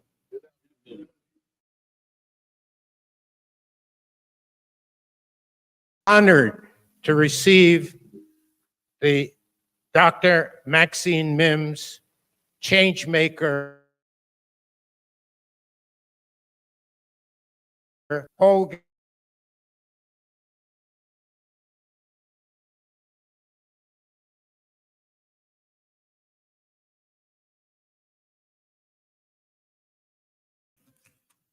So you talk about change makers. I want to talk to you a little bit about change makers. Washington started the Black Student Union, got Black students into the University of Washington and got Black about change makers. Larry Gossett on the council, with Eddie's help, got to change this county from Rufus King, named after a slaveholder, to Martin Luther King Jr. County. You talk about change makers. And now I want to talk to you about another social prophet who has since been deceased. He was a change maker, and that was Tyree Scott. All right. Some of the newcomers to Seattle don't, but first job they closed down was the Medgar Evers swimming pool. And then at Red Square at the University of Washington, closed that job down. Everything. Closed down Harborview Annex job site. Closed down job site. Tyree would walk up to the superintendent on the construction site with some demonstrators, mostly women and children. And workers you have here obviously didn't have any. How many black electricians do you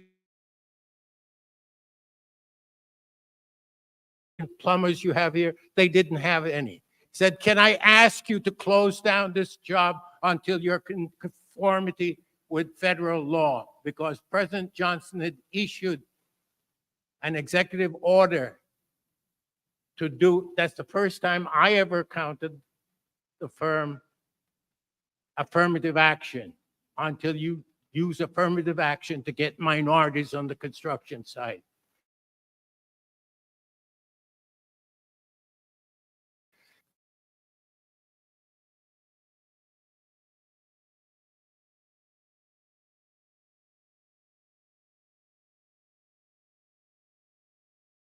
On the job, there'd be a black trainee, didn't interfere with the apprenticeship program.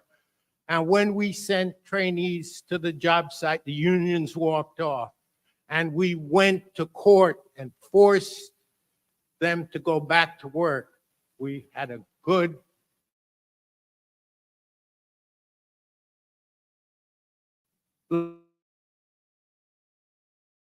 LaGuardia Act that said the court doesn't have jurisdiction. This is an NLRB problem, National Labor Relations Board. Judge Lindbergh said, no, there are allegations of racial discrimination that transcend back to work. And then the federal government came in and sued those unions and their apprenticeship committees, so that for every new apprenticeship class, we should have 30% of black change makers.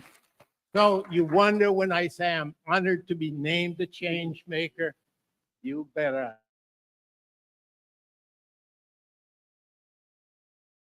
Thank you. Yes, sir. Why don't you guys get a picture real quick? Okay. You got one already? No. You want to get one with Eddie? All right, go ahead. Go ahead. Yeah, Wait, Lanisha, come on. Wait.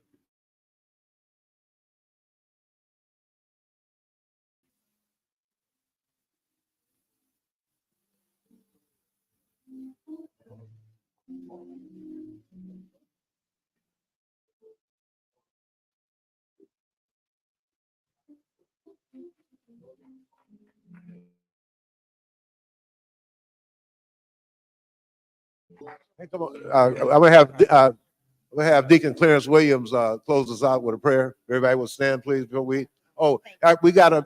I want to forget Dr. ACP. That's Washington, Oregon, and Alaska. So she is on the battlefield, as we all know. Okay. And Dr. Jeffrey, thank you. For that.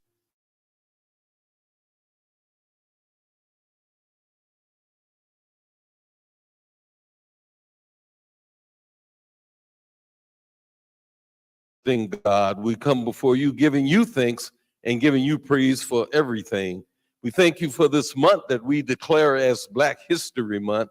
We thank you for bringing us this far along the way. We thank you for all of those who have contributed to the success and the rise of African Americans in this country.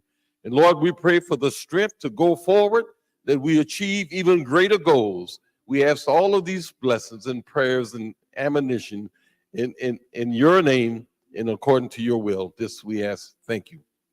Thank you very much, Deacon Clarence. Okay, the award winners, Fly Right, want you to come up here. Got a quick, and Haywood, are they serving the catfish yet? The catfish is there. Okay.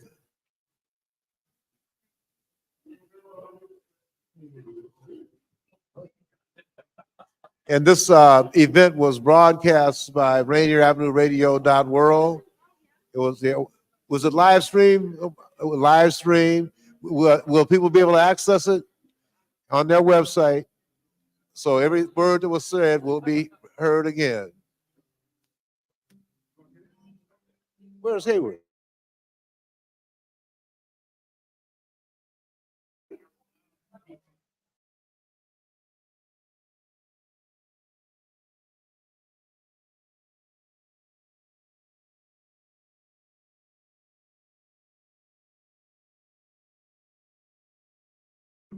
At the Holgate Street Church, where you saw the awardees and obviously some unbelievable award winners, the legacy of the Seattle community in regards to all that has been done. The legendary attorney here in Seattle who has brought so much to our community in regards to jobs and opportunities. And really, that's what this whole legacy weekend represents. So it was a wonderful program. Obviously, Eddie Ryan, I love to shout out about change maker. Eddie Ryan, just a change maker in this community. Clarence Gunn, we had a chance to speak with him.